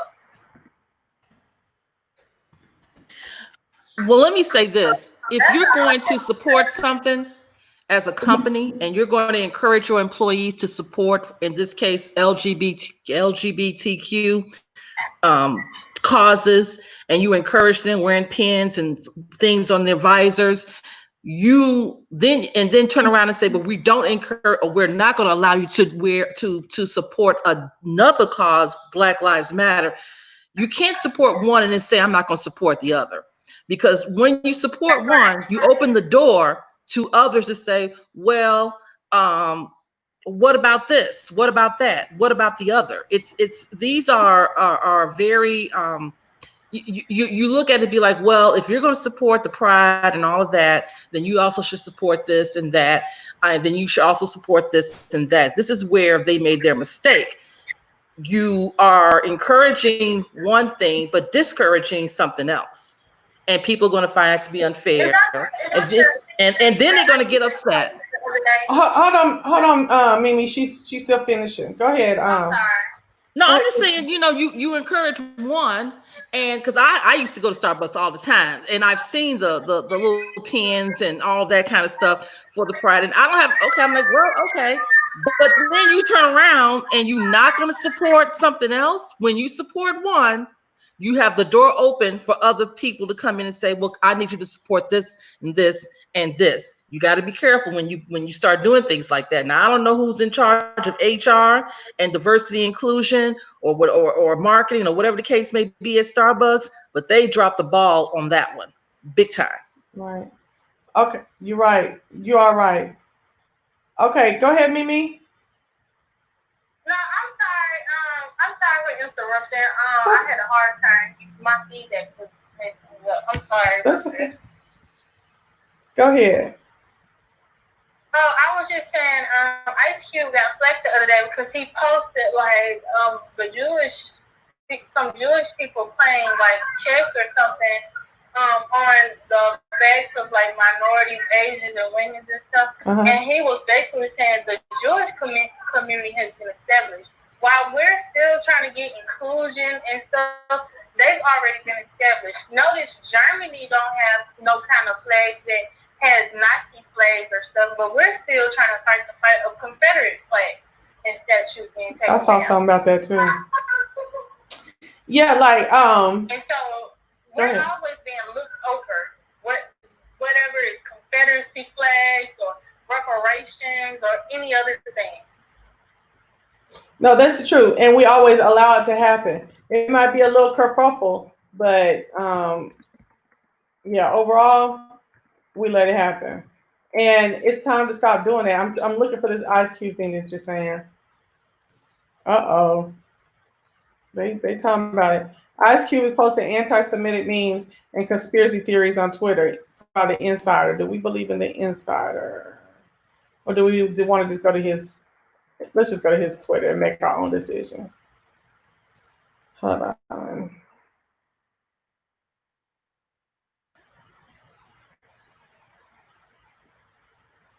Quaker Oats replaces historically racist Aunt Jemima mascot with black female lawyer who enjoys pancakes sometimes. I don't know if Sheila. Oh, this is fake, I think. Yeah, that's fake. I'm like, I don't know, y'all, because I do want to talk to you. Thank you so much for the. I ain't got my thing on, so you can hear it go.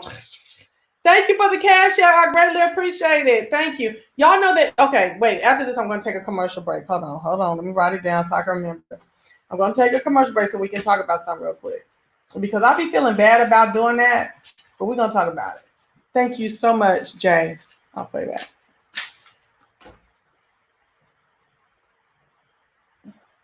Okay, let's look at not Jay-Z, Ice Cube's thing. Okay, so share my screen.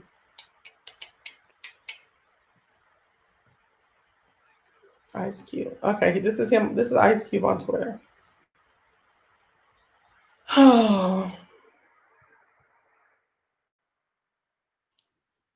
He says corporations pay prisons for slave labor. Prisons pressure judges for more convictions. Judges pressure DAs for more cases. DAs charges the public more felonies. Public shops at more corporations. Where's the Jewish shit so I can see what was going on? Yes, I saw this young man was hanged in California. I don't know much about it, but I did see that, and that's horrible.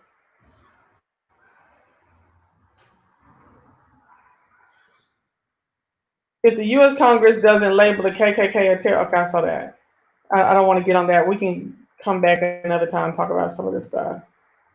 I'm trying to see this Jewish stuff. I saw him posted some Catholic pictures, but I didn't see any Jewish. You might have to look up a clip on YouTube because that's where I saw it. Okay. I heard about the story on YouTube. Okay.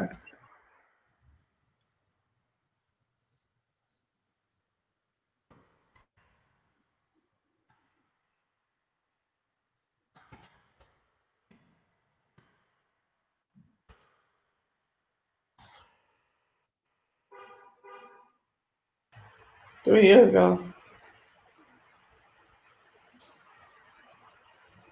Okay. Oh, child, let me not play nobody's shit. Hold on. Least dressed to head out to find. No, God. No, we're going back to the thing. I forgot about that. Yeah. I can play the news clips, but I ain't paying that, playing with these people. Hold on. Thank you, Jesus. Hold on. I'm just going to read a damn article. Hold on. You know, this is the girl. I ain't going to say nothing. But this daggone, the Jews be quick to say something anti-Semitic, don't they? Yes, only when it comes to like the Jewish community or something. I didn't see nothing wrong with what he said because basically it is true.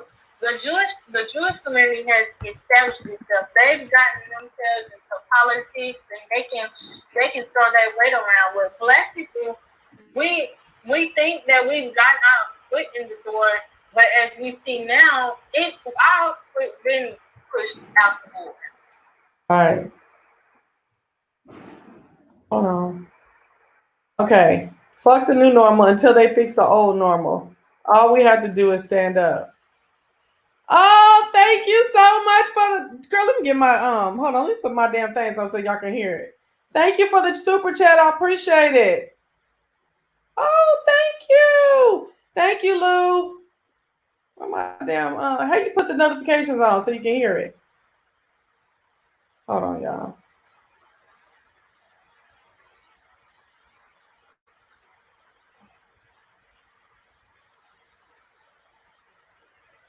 Hold on, we're gonna get to it. Hold on.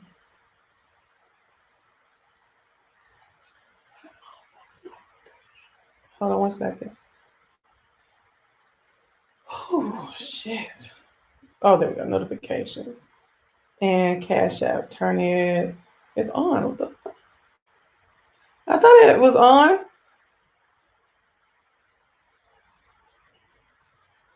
Girl. Maybe because I got this phone on. But I thank y'all kindly. Thank you very much.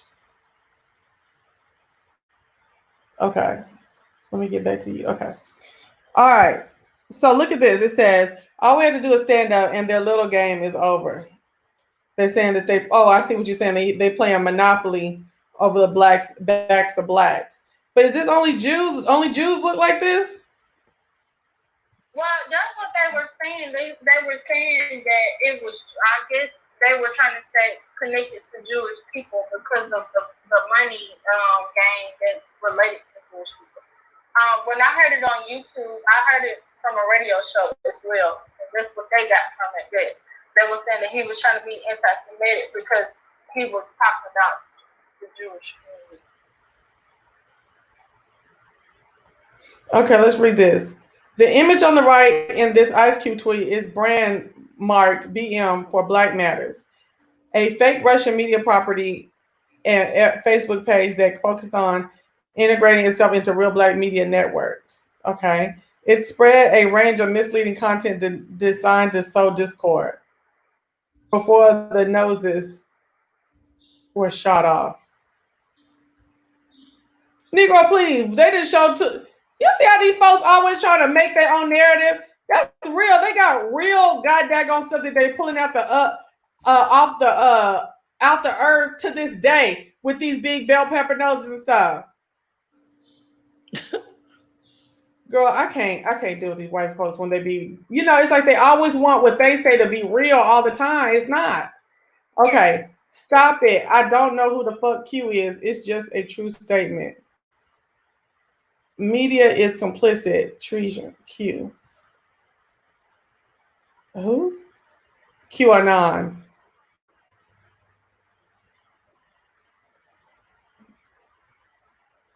Oh, child, what is this? What is this that I'm reading? Oh, and what's so crazy? Like my friends on Facebook are white. They down with it all the way. They not well. The ones who ain't, they didn't went quiet. I don't see shit from them. They might have me blocked. Okay, or where I don't see everything they put. But I see a lot of white people that's just not with this bullshit no more. And I'm not mad at them. But I'm still trying to see where was the Jewish slight. I ain't seeing it. Let's go look at Fox. Oh no, they saying that you see how they got a whole team to come and say some shit for them over a damn tweet by a rapper. They part of the cube, part of the roof. Oh shit.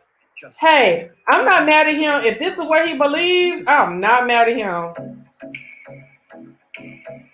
The Honorable Louis Farrakhan could, baby, you're not gonna mess my damn money up. Hold up. What is this? What is playing?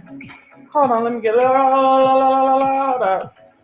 Oh Lord, where is it at? Where is the money at? Oh, right here. Get the hell on. Okay.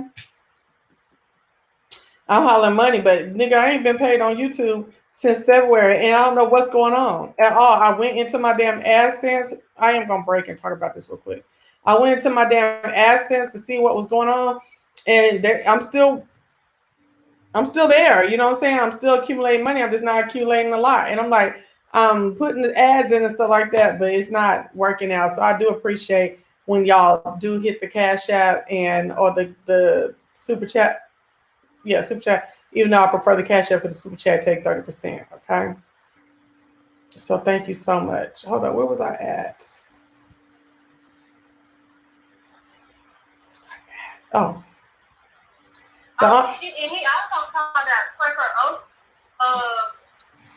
because they replaced Ain't Your Mama off their thing as a black lawyer. Yeah, I just read that. I just showed that on the thing. Are you able to see what we talking about on here? Girl, no. Oh. It's behind. My phone is behind when I get on there. Oh my gosh. I don't think that he hates Jews, but if he's saying these, y'all keep hollering white, white folks don't think Jews are white. Okay. We might, but white folks don't think Jews is white. Jewish is an ethnic group. Okay. And I don't know. I don't want to talk too much on this because I don't want to sound crazy. Oh shit. Okay. I don't want to sound, hold on, let me delete this. Okay, we can leave off there. I just thought that was fascinating that they came up in like that. Right. And also, go ahead. And see, I think that a lot of time I feel like that in this moment while he's making these statements, the music and Hollywood industry and stuff is widely known to be widely run by Jews. And I don't think a statement against oppressive dealings, against finances and statuses in life and who people feel like they have to answer to is an indication of hate. You know what I mean? And they use the word, they hate Jews, you hate Jews. No, I don't think it's an indication of hate. It might be an indication of just disdain in what you're doing, because I don't think that a lot of the police aggression is necessarily hate. It's a disdain for how you've been operating, your operating practices. But nobody wants to think about that. Go ahead, Quintessential. No, I think that when when you're talking about, an ethnicity of people such as, the Jewish community, I mean, they're very, very sensitive to how they're perceived and how they're, what is stated, and they will point out in a hot second what they perceive as as we talked earlier about a microaggression, or, a slight, somebody says something that might be perceived as a slight. They will holler it out, and they have the power to make something happen if they feel as though you're speaking in poor, in a poor regard to that community or to that group of people, because they have gone through their issues, for a very, very long time. They were not, and still have issues to this day in a certain way. There is a negative perception of people of, Jewish, there's still a negative perception about them. There's still people who just don't see it for them, as things have gotten a whole lot better for them because they have bought up a lot of stuff and they have a lot of power now and they run a lot of things now.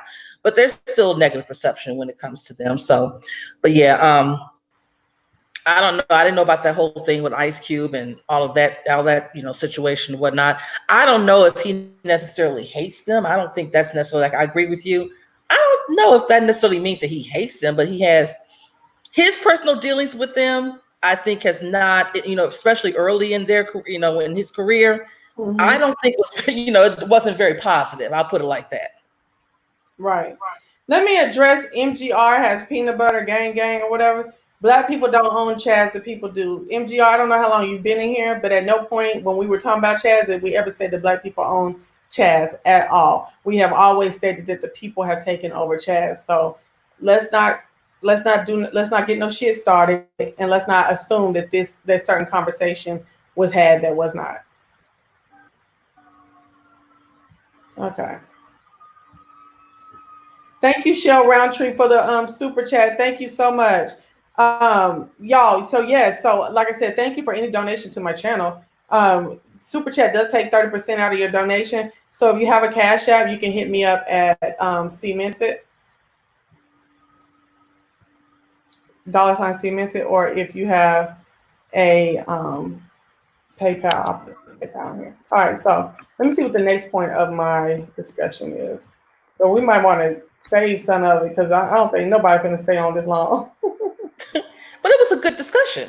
So you can, I don't know how many more.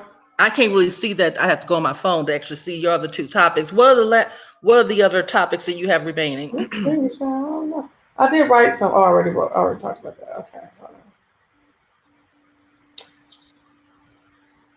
Okay. So the next stuff is we're gonna get a little silly, and we get off the serious stuff. It's YouTube beefs and YouTube moms. I think I'm gonna leave the beef alone, and it's not really the beef. It's just something me addressing a video that was done towards me today. I'm going to do that in a separate video later on tonight, laying in my bed with my avatar. But I do want to talk about YouTube moms real quick.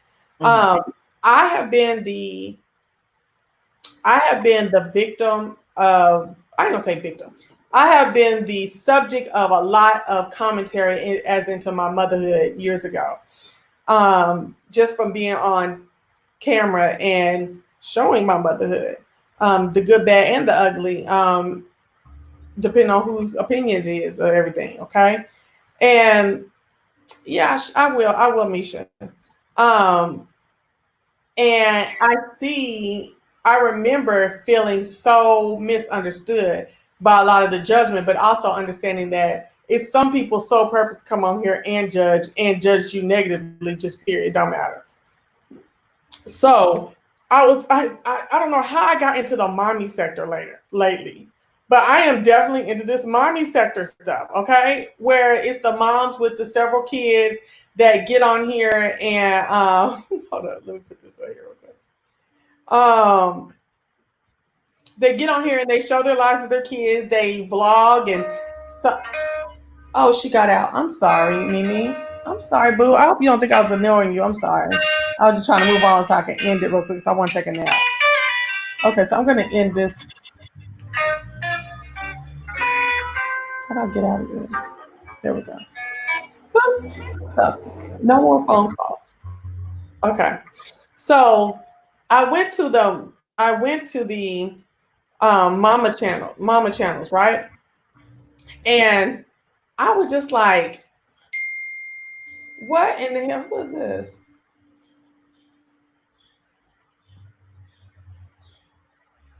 See?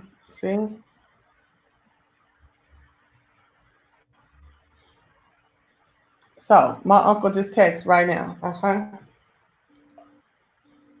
Well, let me not. I'm not gonna do his voice. Let me stop. Chelsea, stop. Okay, this is my uncle. Okay. Well, if no one else is going to say it, let me be the first. Happy Pride Month. Trump is stripping us of basic human rights, which they are, and we can talk about that after I do some research, because I was like, now, come on now. Trump is stripping us of basic human rights this month. Please stand with and for us. Love Uncle Duda and his husband. Love wins. Hashtag Black LGBTQIA Pride. Hashtag Pride Month. Well, he's just asking for support. Okay. Because they be trying to come at you. I know my uncles do sometimes. I'm not talking about they as in the LGBT. I'm talking about my uncles. They be trying to come. Okay. Like we be saying Happy Black History Month to each other. You know what I'm saying? You know what I'm saying? I tell you, bro, look. Don't even. Woo! See, I can quite. People say you didn't jump on so and so, and you didn't jump on so and so when they did this to you. But bitch, y'all know if I was to jump on a motherfucker, that it'll be all kind of bullshit. It don't matter what I said. It's gonna be connoted in all kind of ways and twisted up and all this stuff. I don't know if y'all remember in 2016 when I ain't gonna say the first time, but one of the first times in this sector of people, we talked about how Black gay men address Black gay women and how they talk about them under their clothes and dog them and bitches and hold them and shit like that, and all these little TV show reviews and all this stuff. I was one of the first women to address this, okay? Especially a lower subscriber count having YouTuber, okay? I took a whole day to write it out because I wanted to express myself correctly, not in a moment of trying to come up with something or whatever. I wanted to put real thought in it. And the title was What's Up with the Gay Shit? Because I do say, what's up with the bullshit? What's up with the fuck shit? This is some nigga shit. This is some bullshit. I say it all the time. So I said, what's up with gay shit? Do you know that I don't think none of the content creators, the LGBTQIA content creators even heard a word that I said in that thing I was literally reading? You actually could tell I was reading it. First of all, people were upset with me because I was reading it. Second of all, they got hung up on the gay shit. Didn't hear shit I fucking said. And it was just too much for me. And I told myself I'm not arguing too tough with no gays and homosexual, or I say homosexual all the time. People say, stop saying homosexual, you sound all clinical. It's like, you know what? That is a clinical term. I mean, that is an accepted term. Oh, you ain't fucking cool with that either? It's like, dude, like, what the fuck? I hear you. I see you. I recognize you as a viable person, a human, citizen, and all the other accolades. But you can't just keep saying, I'm not happy with this. I'm not happy with this. I'm not happy with this, when people are consciously making sure that you are included. You know what I'm saying?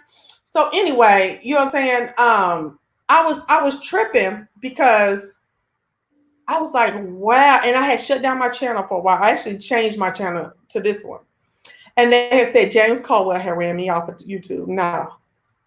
I had to sit down, and that hurt my feelings so bad. And I feel like nobody, I just felt like there was Wait. How did they said who? James Caldwell ran you off of YouTube? Mm-hmm. Okay, I didn't hear that. Now, I do like James. You ain't never heard? No, I ain't heard that one, though. I heard a lot of stuff, but I ain't heard that one. That I did not know about. I'm like, wait a minute. And I do like, I like James, but I didn't know. Why would James be the one to run? Did he actually say something? Did you guys do a video together or something? He got into it and I missed it? Okay. No, when he tried to call me a lesbian, he did a video about me saying I was a lesbian. Oh.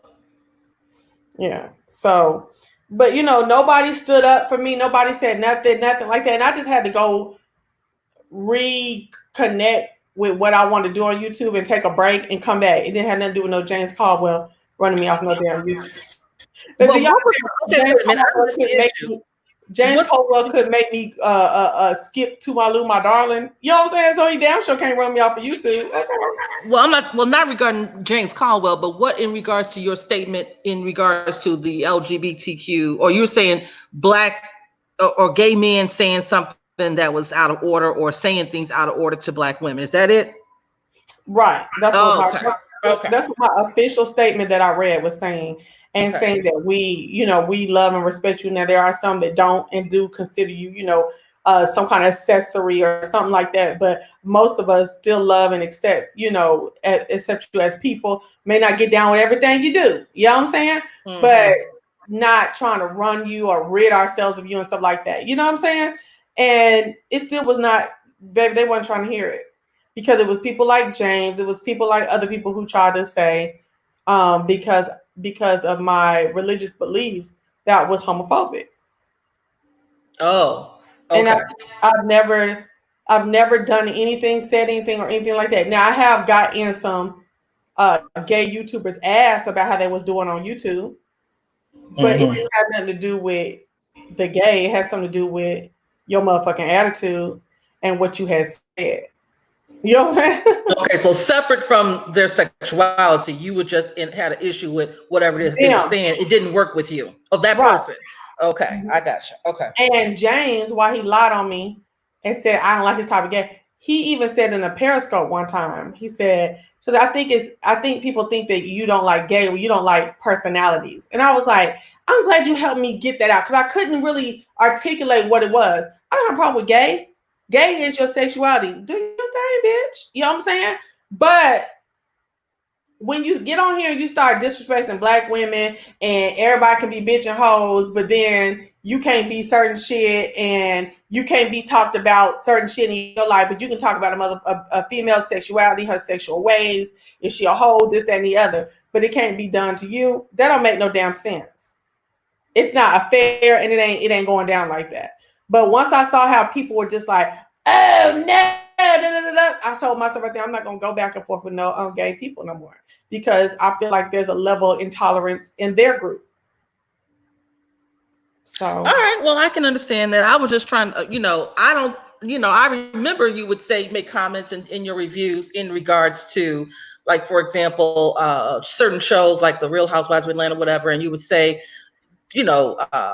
if I recall, just, comments in regards to the usage of how, they have gay men on there as accessories. And I think that's been a commentary across the board with a lot of different content creators, how they've been used. Now, as far as the being, disrespectful and all that kind of stuff, I feel like this: if you have a comment and you have your perspective, you don't like what's being said by a person or they're saying things, then that's fine. You don't have to like it. You can express yourself. That person on that end of the block, they have their perspective based on whatever it is that they're basing it on, and they can say their thing. But I don't think it needs to get to I know it has, but should have to get to a place where I don't have to agree with you. I listen to a lot of content creators and I don't agree with everything that I hear. I don't think it's necessary. I followed you for a very long time as well. I don't agree with everything that you say, but I think there's a way that I can express, like, you know what, I have a different perspective on that based on my experiences and how my experiences help me give my perspective. So I don't have to be disrespectful. I don't have to call you out your name because I don't want you calling me out of my name. So it goes both ways.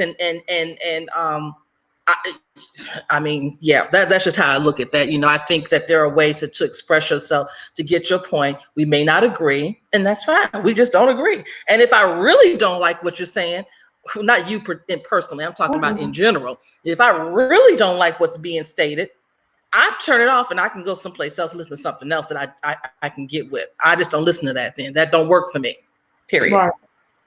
Well, and I appreciate that. I'm actually gonna heed Andrew's advice, and we're gonna pivot back to the YouTube session. Mm-hmm. So I don't know how I fell into this section, but I got in. Well, I told you I was watching Proud Mommy 8, and I was watching this white lady and some Black kids and some white kids, and I just started liking watching them take care of their kids, even though I can't stand a kid hardly. You know what I'm saying?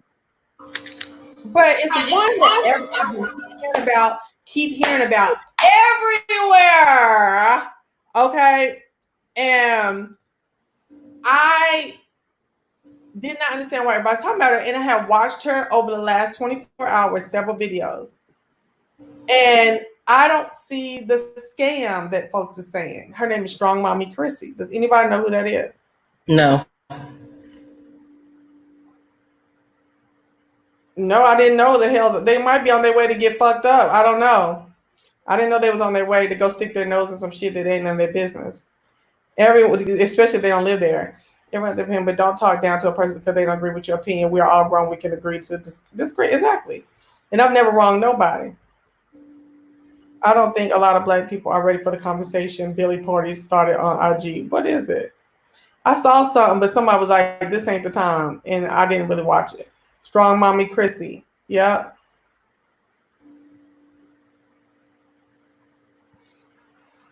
So the people really don't like Strong Mommy Chrissy. You know what I'm saying? They talk about her like a dog. I mean, she moved to a different city or a different state and wasn't disclosing what city she was in.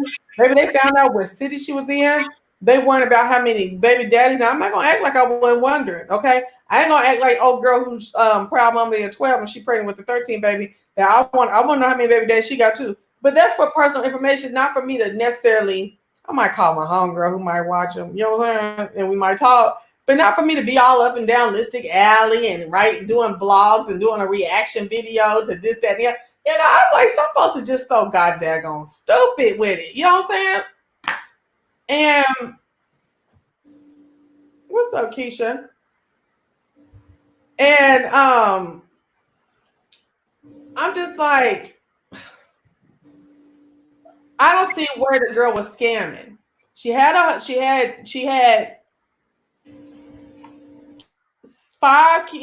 kids before she met that husband dude.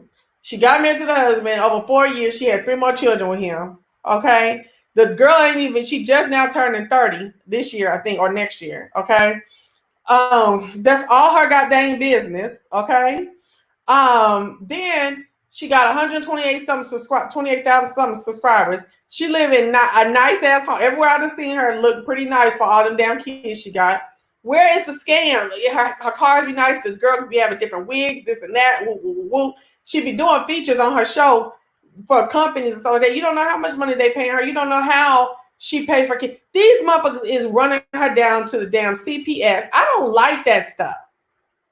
Like, you don't know how somebody really is from just watching them on YouTube.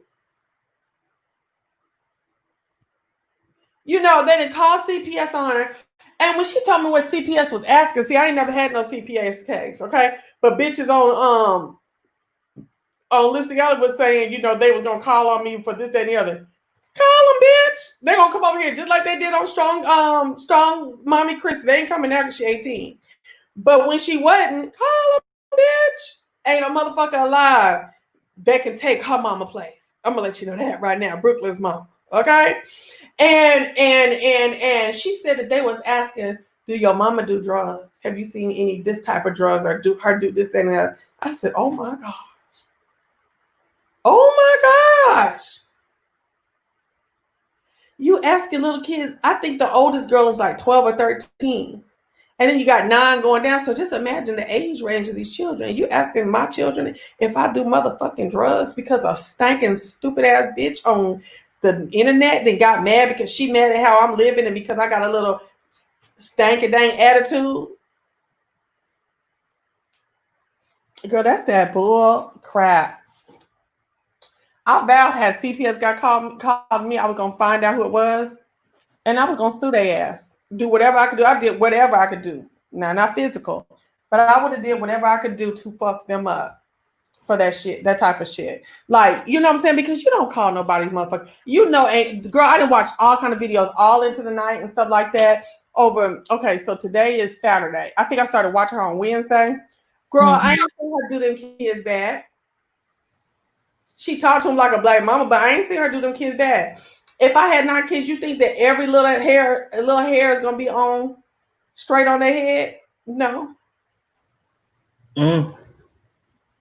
You know, and she is young and she done made her decision to have all them damn kids chasing niggas. She even said it. She know that what she did and you know where she been effed up and you know that's on her.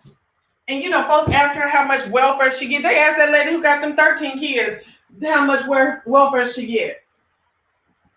And she be talking all nice and stuff. Girl, I wouldn't have nothing nice to say. I would be clowning these chicks. Do you hear what I'm saying to you? Like, oh no. You know, and how much welfare she get. And girl, look at my fat ass arm. Hold on. Hold on, y'all. Cause my body's not calling for nobody. Okay, hold on. I gotta get in here and sit down for a minute. That chair was kicking my butt. And like I don't know if I told y'all that me and Brooklyn was supposed to be going to a rally today.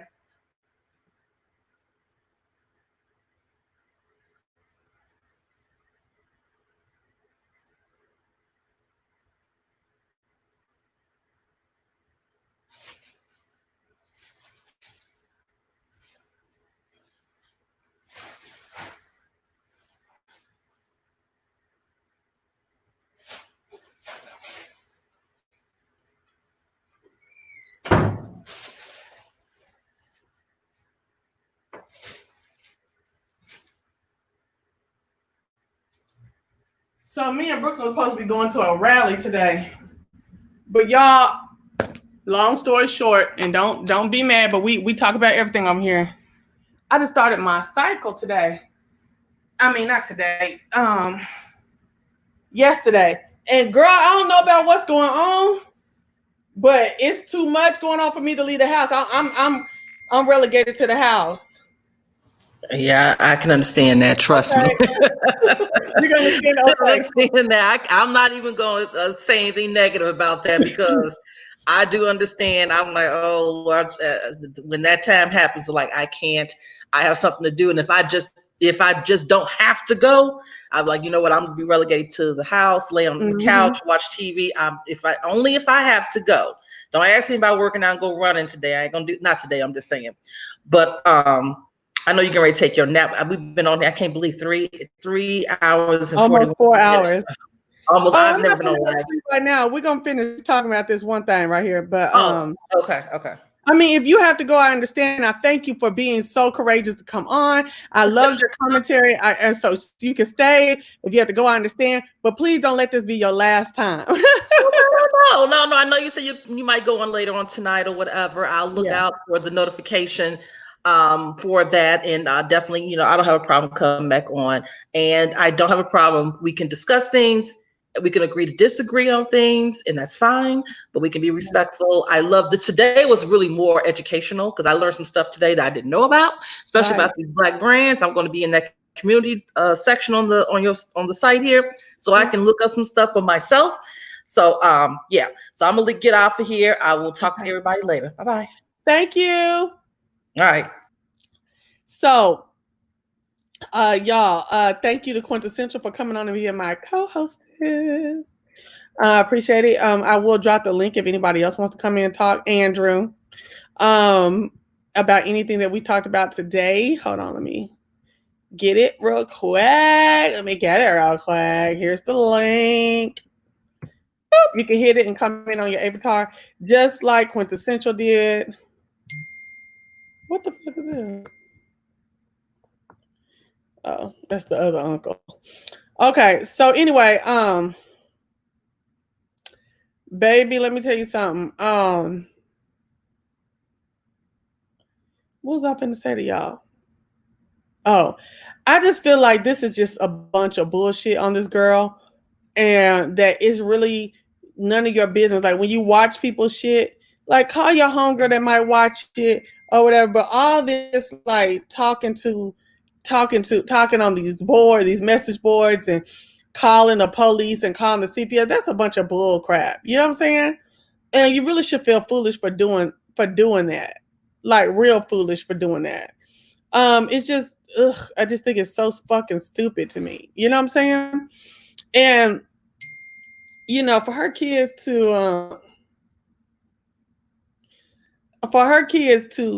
have to undergo someone scrutinizing their mother like that and bringing thoughts to their mother about their mother into their home like that. Like, does your mom do drugs and stuff?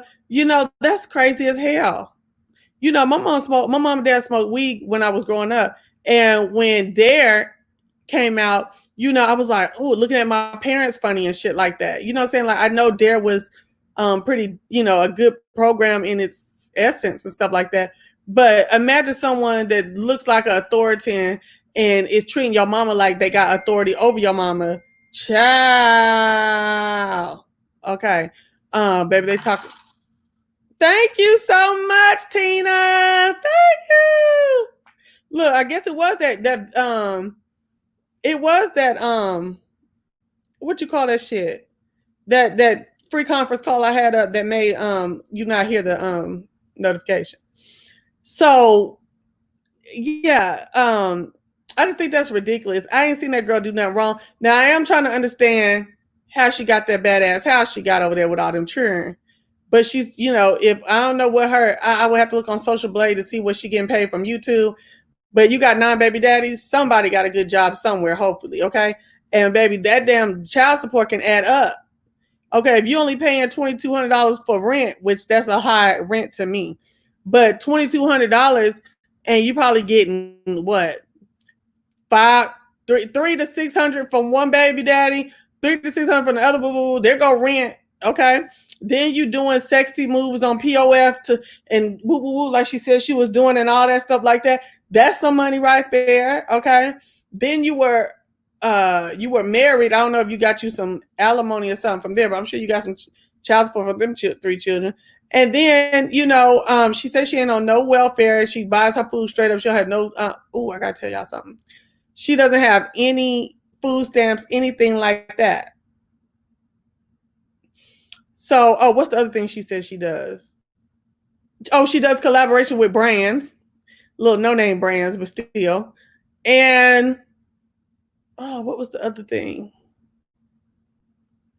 Her YouTube check, the child support, the POF sexy stuff, the brands. You don't know what else the lady going on, but right there, I counted up enough. Blessings to you. I did count up enough to pay some rent. Okay. And to have a little $500, $600 car, $550 car note. Well, $500 probably. You know what I'm saying? So, I'm just like, dang, let that lady go. I ain't seen her do nothing to deserve that type of situation. She rents, they say she on Section 8. She got evicted from her place in Vegas. They put out her record. Really? But that's when that man left too. She got evicted out of Vegas, but her husband had left her for that other woman.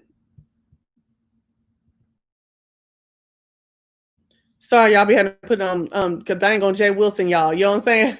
Y'all know when y'all be on your cycle, you be having to put. I'm gonna put on the mute on mic, okay? The mic on mute.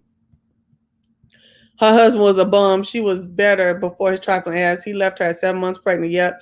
And already got another woman pregnant. Now they talking about the new woman. Yeah. And sending that girl pictures. She said, man, please stop sending me pictures of them. Like, I don't want to see. I'm like, what is wrong with these people? What is wrong with these people? That's crazy. Oh, that was a different girl. I don't know. I remember when I said on Periscope one time, y'all, me and Carla be laughing at this all the time. On Periscope, I said, that I probably moved I was in Dallas 8 years. I probably moved about 8 or 9 times. And somebody gonna put in the chat, how many evictions? And I got offended and I got with them too, okay? How about not a damn? Like, how about it was the lease was over and I was out? How about that? How many? Everybody know some folks can move every year just on principle, on GP. Ain't nobody had to put them out.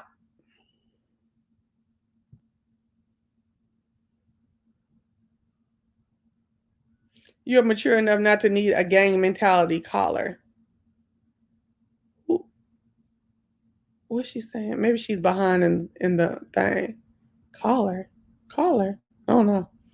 Ain't no collar on the line right now. These internet people are relentless. It has gotten so bad. I feel bad for her. She was one of my favorite YouTubers. I've been watching her since before she had her twins. Wow. That was wild. Because them twins is like 4 or 5.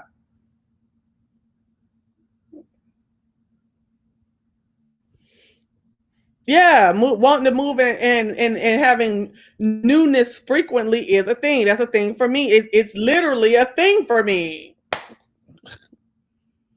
It's literally a thing. Don't be mad at me, okay?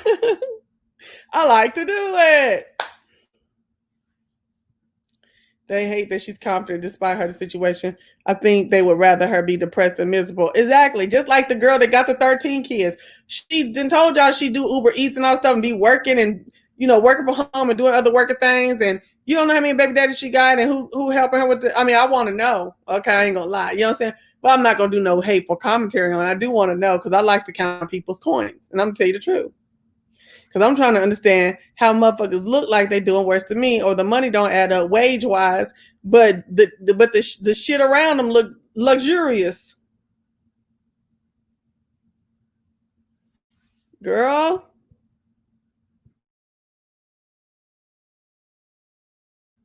I just had some damn Popeyes and it was nasty as fuck. I'm not messing with it no more.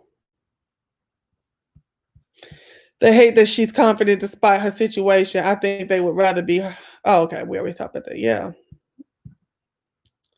Proud mommy. Her temperament calms me down. Her temperament is suspicious to me. Her temperament puts me on high alert. Okay. That's why I know it's way more to that story, because that temperament is too much. I mean, it's too least.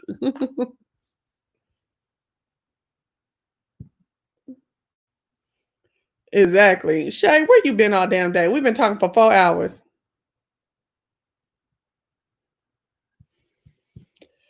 Oh shit, nigga. So anyway, oh girl, it was just 5:30 just 2 minutes ago. It's 7:30. Goodbye. It is 7:30. Oh my gosh, I thought I was gonna go to sleep. I thought it was 5:30 until I just looked up at the top of the screen. I'm gonna go to bed at 7:38 and then I'm gonna get up. Oh my gosh. I wish I would have seen her channel before TS. Who's TS? Dragged her. They said she told more of her story. Oh, Tommy Sotomayor. She did. And now she on that line the other day talking about she ain't never did no interview with nobody. I said, see, that's what I'm saying. I already knew about you, baby girl. I could tell by your temperament that you was on some bullshit, okay? You did. They even got people with videos of you on the damn thing. And now you sitting up here just this week saying you never interviewed with nobody. You was a liar. Ugh.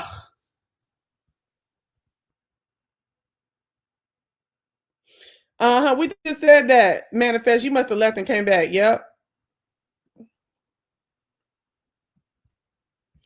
Can y'all believe that? That's what she said, India E. Talking about some, I never told my story. I never did an interview with nobody. I was like, girl, now you done fucking lied. But I still do like her. I wish we could see more of her kids. And not the little ones, the bigger ones. But they look like they scared to talk. I know. Now that I got in here, I look all dark around the eyes and stuff. Who been on here since the beginning? Put a 1 in the chat. I know it's been some folks been on here since the beginning. No, I ain't saying you didn't take a break, but who was on here from the jump? I think India was. No, she was in her room talking to him. I seen it. That's how I first met her. Cause I was looking for Proud Mommy at 8, and then when I put Proud Mommy, 12 came up. That's how I found her.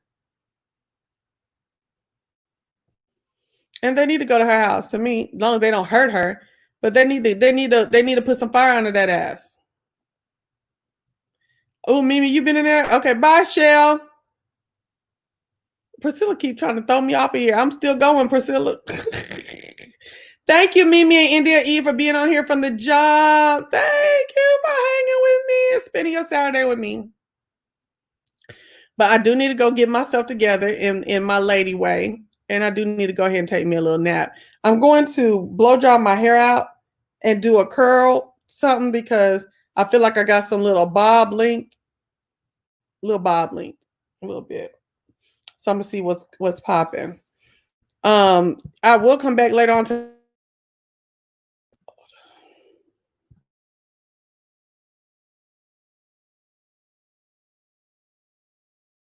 Girl, I didn't want y'all to see my face. I will come on later on tonight and talk about the video that was done earlier and go from there. And go from there. Okay. You'll be up tonight. Good. All right. So thank y'all for stopping by and hanging out. And we will see you in the next few hours. Oh, I could do more POVs like that. Manifest. All right, y'all. Oh, I did want to tell y'all something. Hold on. Let me show y'all something real quick. I didn't know how this live was going to go. Thank y'all so much.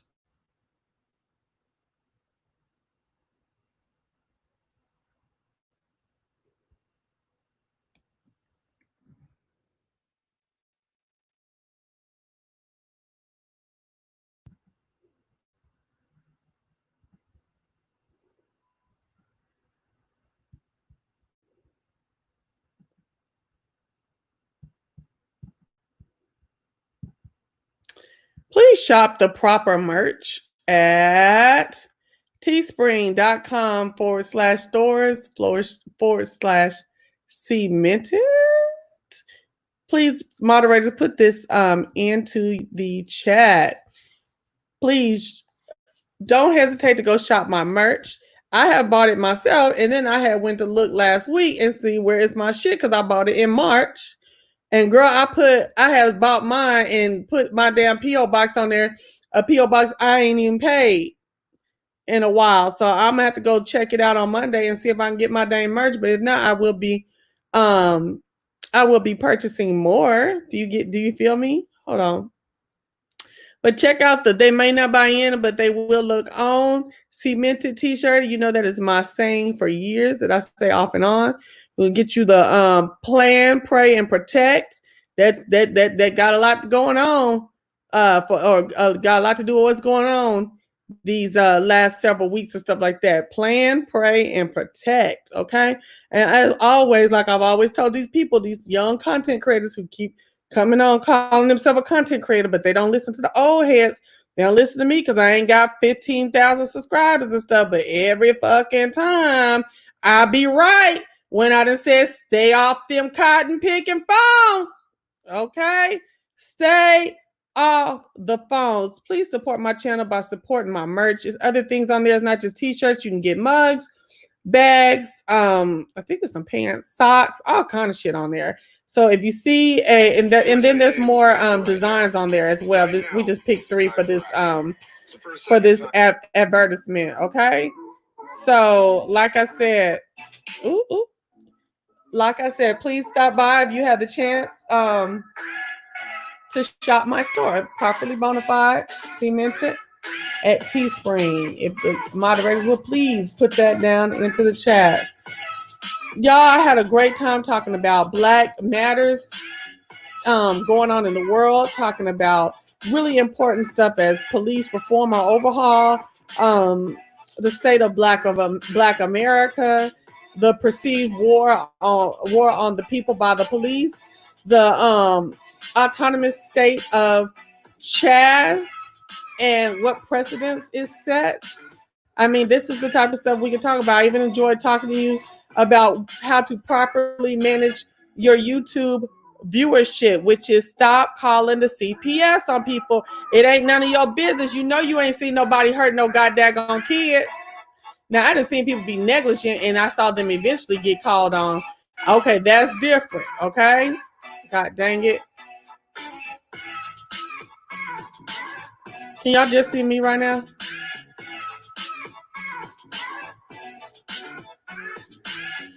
My best friend is sick. I think she got it from a rally. Please pray for all those suffering from COVID. Absolutely. Let's pray now. I actually am about to get a some kind of banner or something that says a man was lynched today. Let's stop this for a moment. I don't know how engrossed you are with Ida B. Wells and the life or the causes that she fought for in the early 1900s for Black people.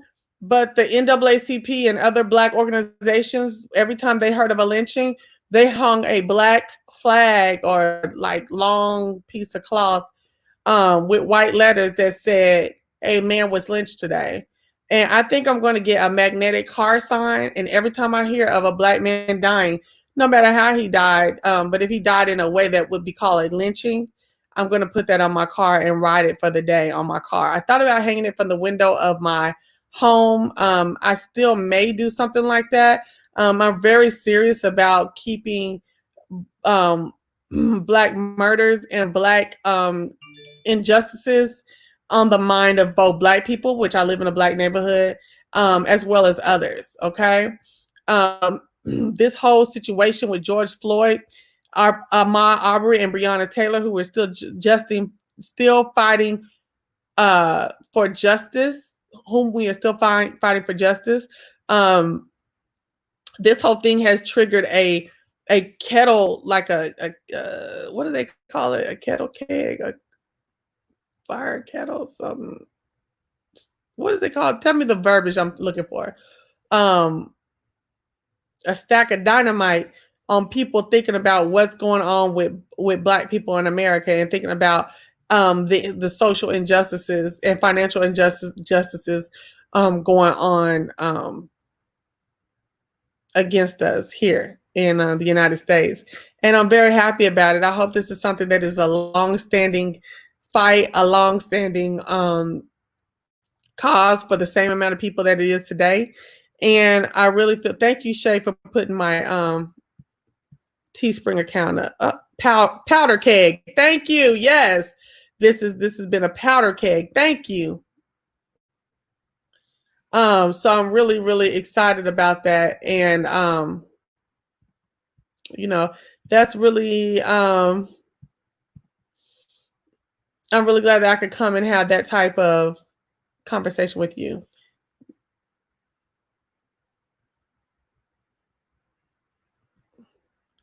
Those who believe it's about injustice, it's about placing fake determination. Well, since you didn't came out here to talk, what is fake determination? Please explain that to me.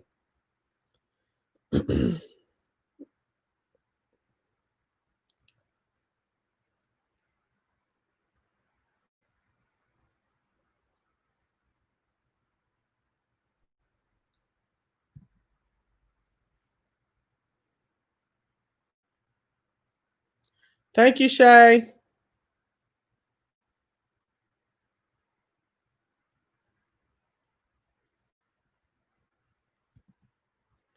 Okay. Thank you, Bird Choice. Thank you. It's about the left creating fake narratives so they can get you to the polls. I don't think so. If you think that the rate at which Black people are killed by the police is a fake narrative, then yeah, we don't agree on that statement at all. We don't agree on that narrative. Okay. If you think for a second the way the police handle Black people, and I ain't talking about no people of color, I'm talking about Black people, okay, then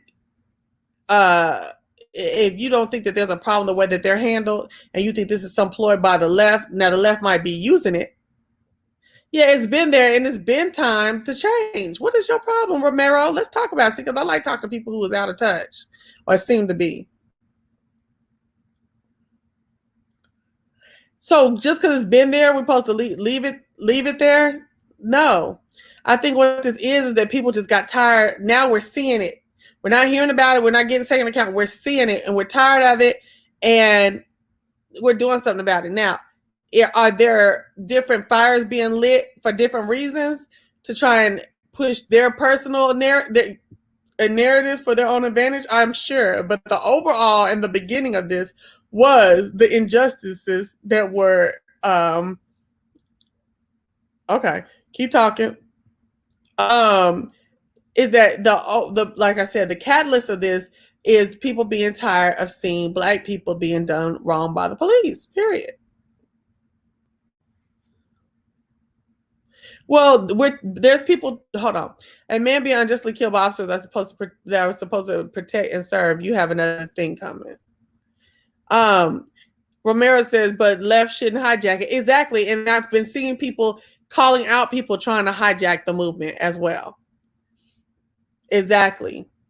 I've been seeing people, calling that. It's not like it's not known that people will push their own agenda. But if you think it's just the left pushing their agenda from this, then you are not watching it wholly. Okay, it's not just the left; it's everybody. Everybody trying to get in where they can fit in this movement because all eyes are on it. So the right is what I'm saying is the right is doing the same thing.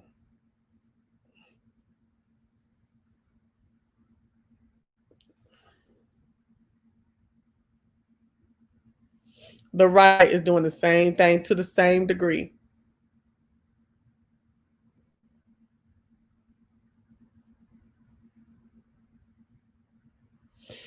I don't think it's hijacked all the way.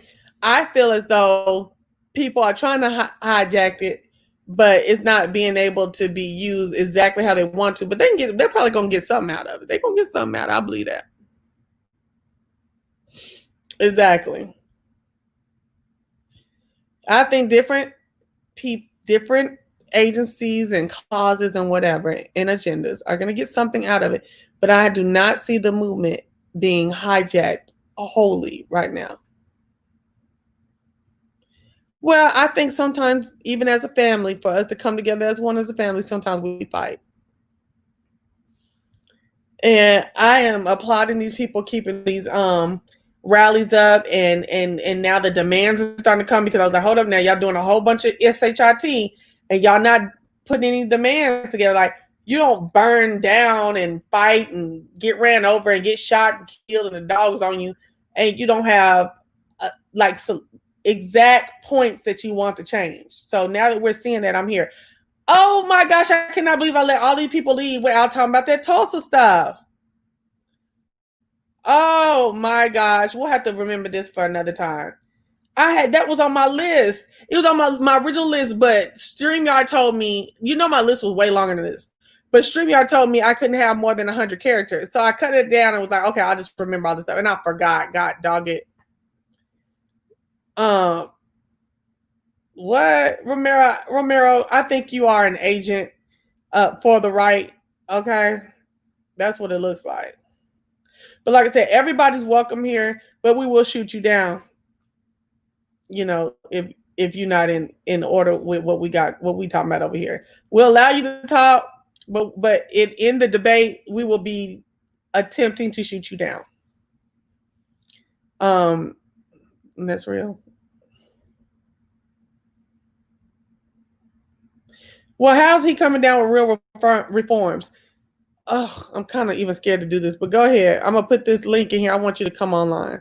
You can come on with an avatar if you want to, because I can't wait on you to type.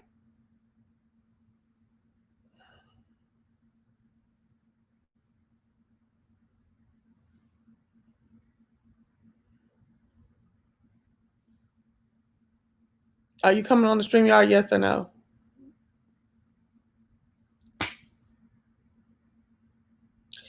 And let me tell you, coming on the StreamYard, I do open my StreamYard for differences of opinion. But if it starts getting overboard and I feel like it's some kind of campaign or some kind of, I don't know. If I feel like, not that that's not going my way, I don't want to say that. But if I feel that my channel is getting hijacked, I'm just going to let it go. Candace Owens, like, that is the last person you should come over here quoting. Candace Owens, she's a joke. As a black woman, I'm letting you know she's a joke. Candace Owens. Now, Romeo, you're getting out of hand, child. You starting to reach and you reaching for the wrong things. Candace Owens was the wrong reach, okay? No, she's not. Okay, Romeo, thank you very much. We're done here. No, she's not good. She's not good at all. And Romeo, it sounds like you're probably white and think that an idiot like Candace Owens speaks for Black people. She's definitely in it for the money. She definitely has an agenda. There are Black people who like, let me go and act like I'm and speak with the majority so I can get money, fame, notoriety, and stuff like that. And, you know, I'll just, you know, fall out with my people because I need my money. Okay. I need my,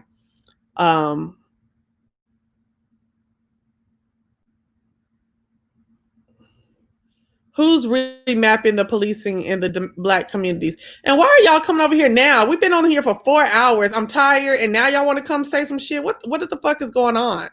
Who's he? Trump policing in the Black communities. Your real enemy is the Democrats. Okay, child. Bye. I see what's going on here. Yeah, right. Okay. Blocked. You're getting out of here.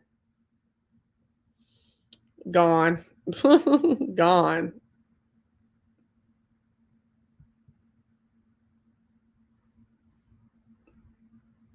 Yeah. And I can do that. Just like y'all can do shit and do little things because you control certain platforms. I control this platform, and we will not be spewing any information damaging to the Black community. Okay? And any support for the Candace Owens is damage to the Black community. Okay? Yeah, you're right. You said he was a troll. So yeah, Russian bots. That's what they did. They just now got the algorithm and saw my commentary or my Misha crazy, and saw my my title. Let's see what this Romero is saying real quick. Romeo Supra. Okay, there you go. She definitely is wrong. Candace Owens is definitely wrong about what she's saying. You are choosing to not even try to identify or feel for the Black plight. And that's why you can so boldly come over to another Black woman in her chat of 40 other, well, not 40 anymore, 20 other Black women and sit up and say that Candace Owens is not almost basically a bed wench, okay, for the white establishment that is against, that is against equality for Black people as a whole. You definitely are over here with some bullshit. Look, Candace Owens is a yes man for the establishment. She speaks to, although she may speak respectfully or she speaks so well, you know how that qualifies Black people to y'all sometimes, okay? She speaks so well. What she's saying is a knock against the true ills of the Black society. It's basically her putting a icing on our ills and trying to soothe white fear and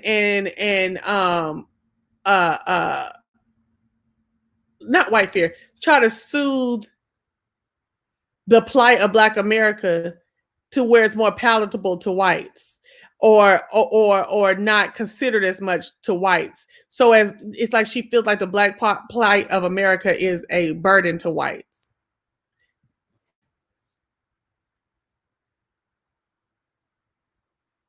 That's what I'm saying. Candace Owens speak to white folks about Black folks only to make them feel better about the policies they put in place to restrict the rights of Blacks. Exactly. No, it's not a lot of Black people following her. It's not enough of us following us to make a difference to us, okay? Yeah, Romeo's kind of gone too.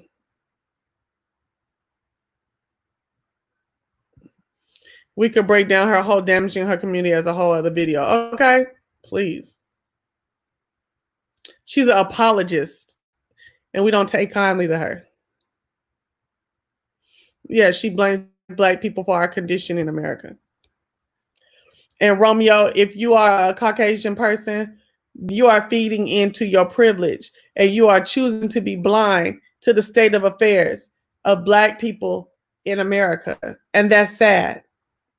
Especially since you're bold enough to come speak about it. You're not bold enough to really open your eyes. That's sad.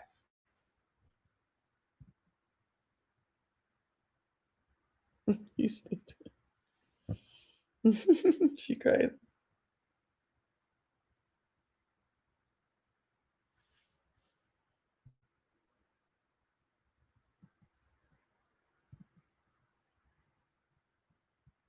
Okay. So that won't be in my chat. Okay. That won't be in my chat. You know, I try to give people a chance, but I'm like, nah, we're not gonna spew lies, inconsistencies, and fallacies, fantasies, untruths, and absurdities over here. No.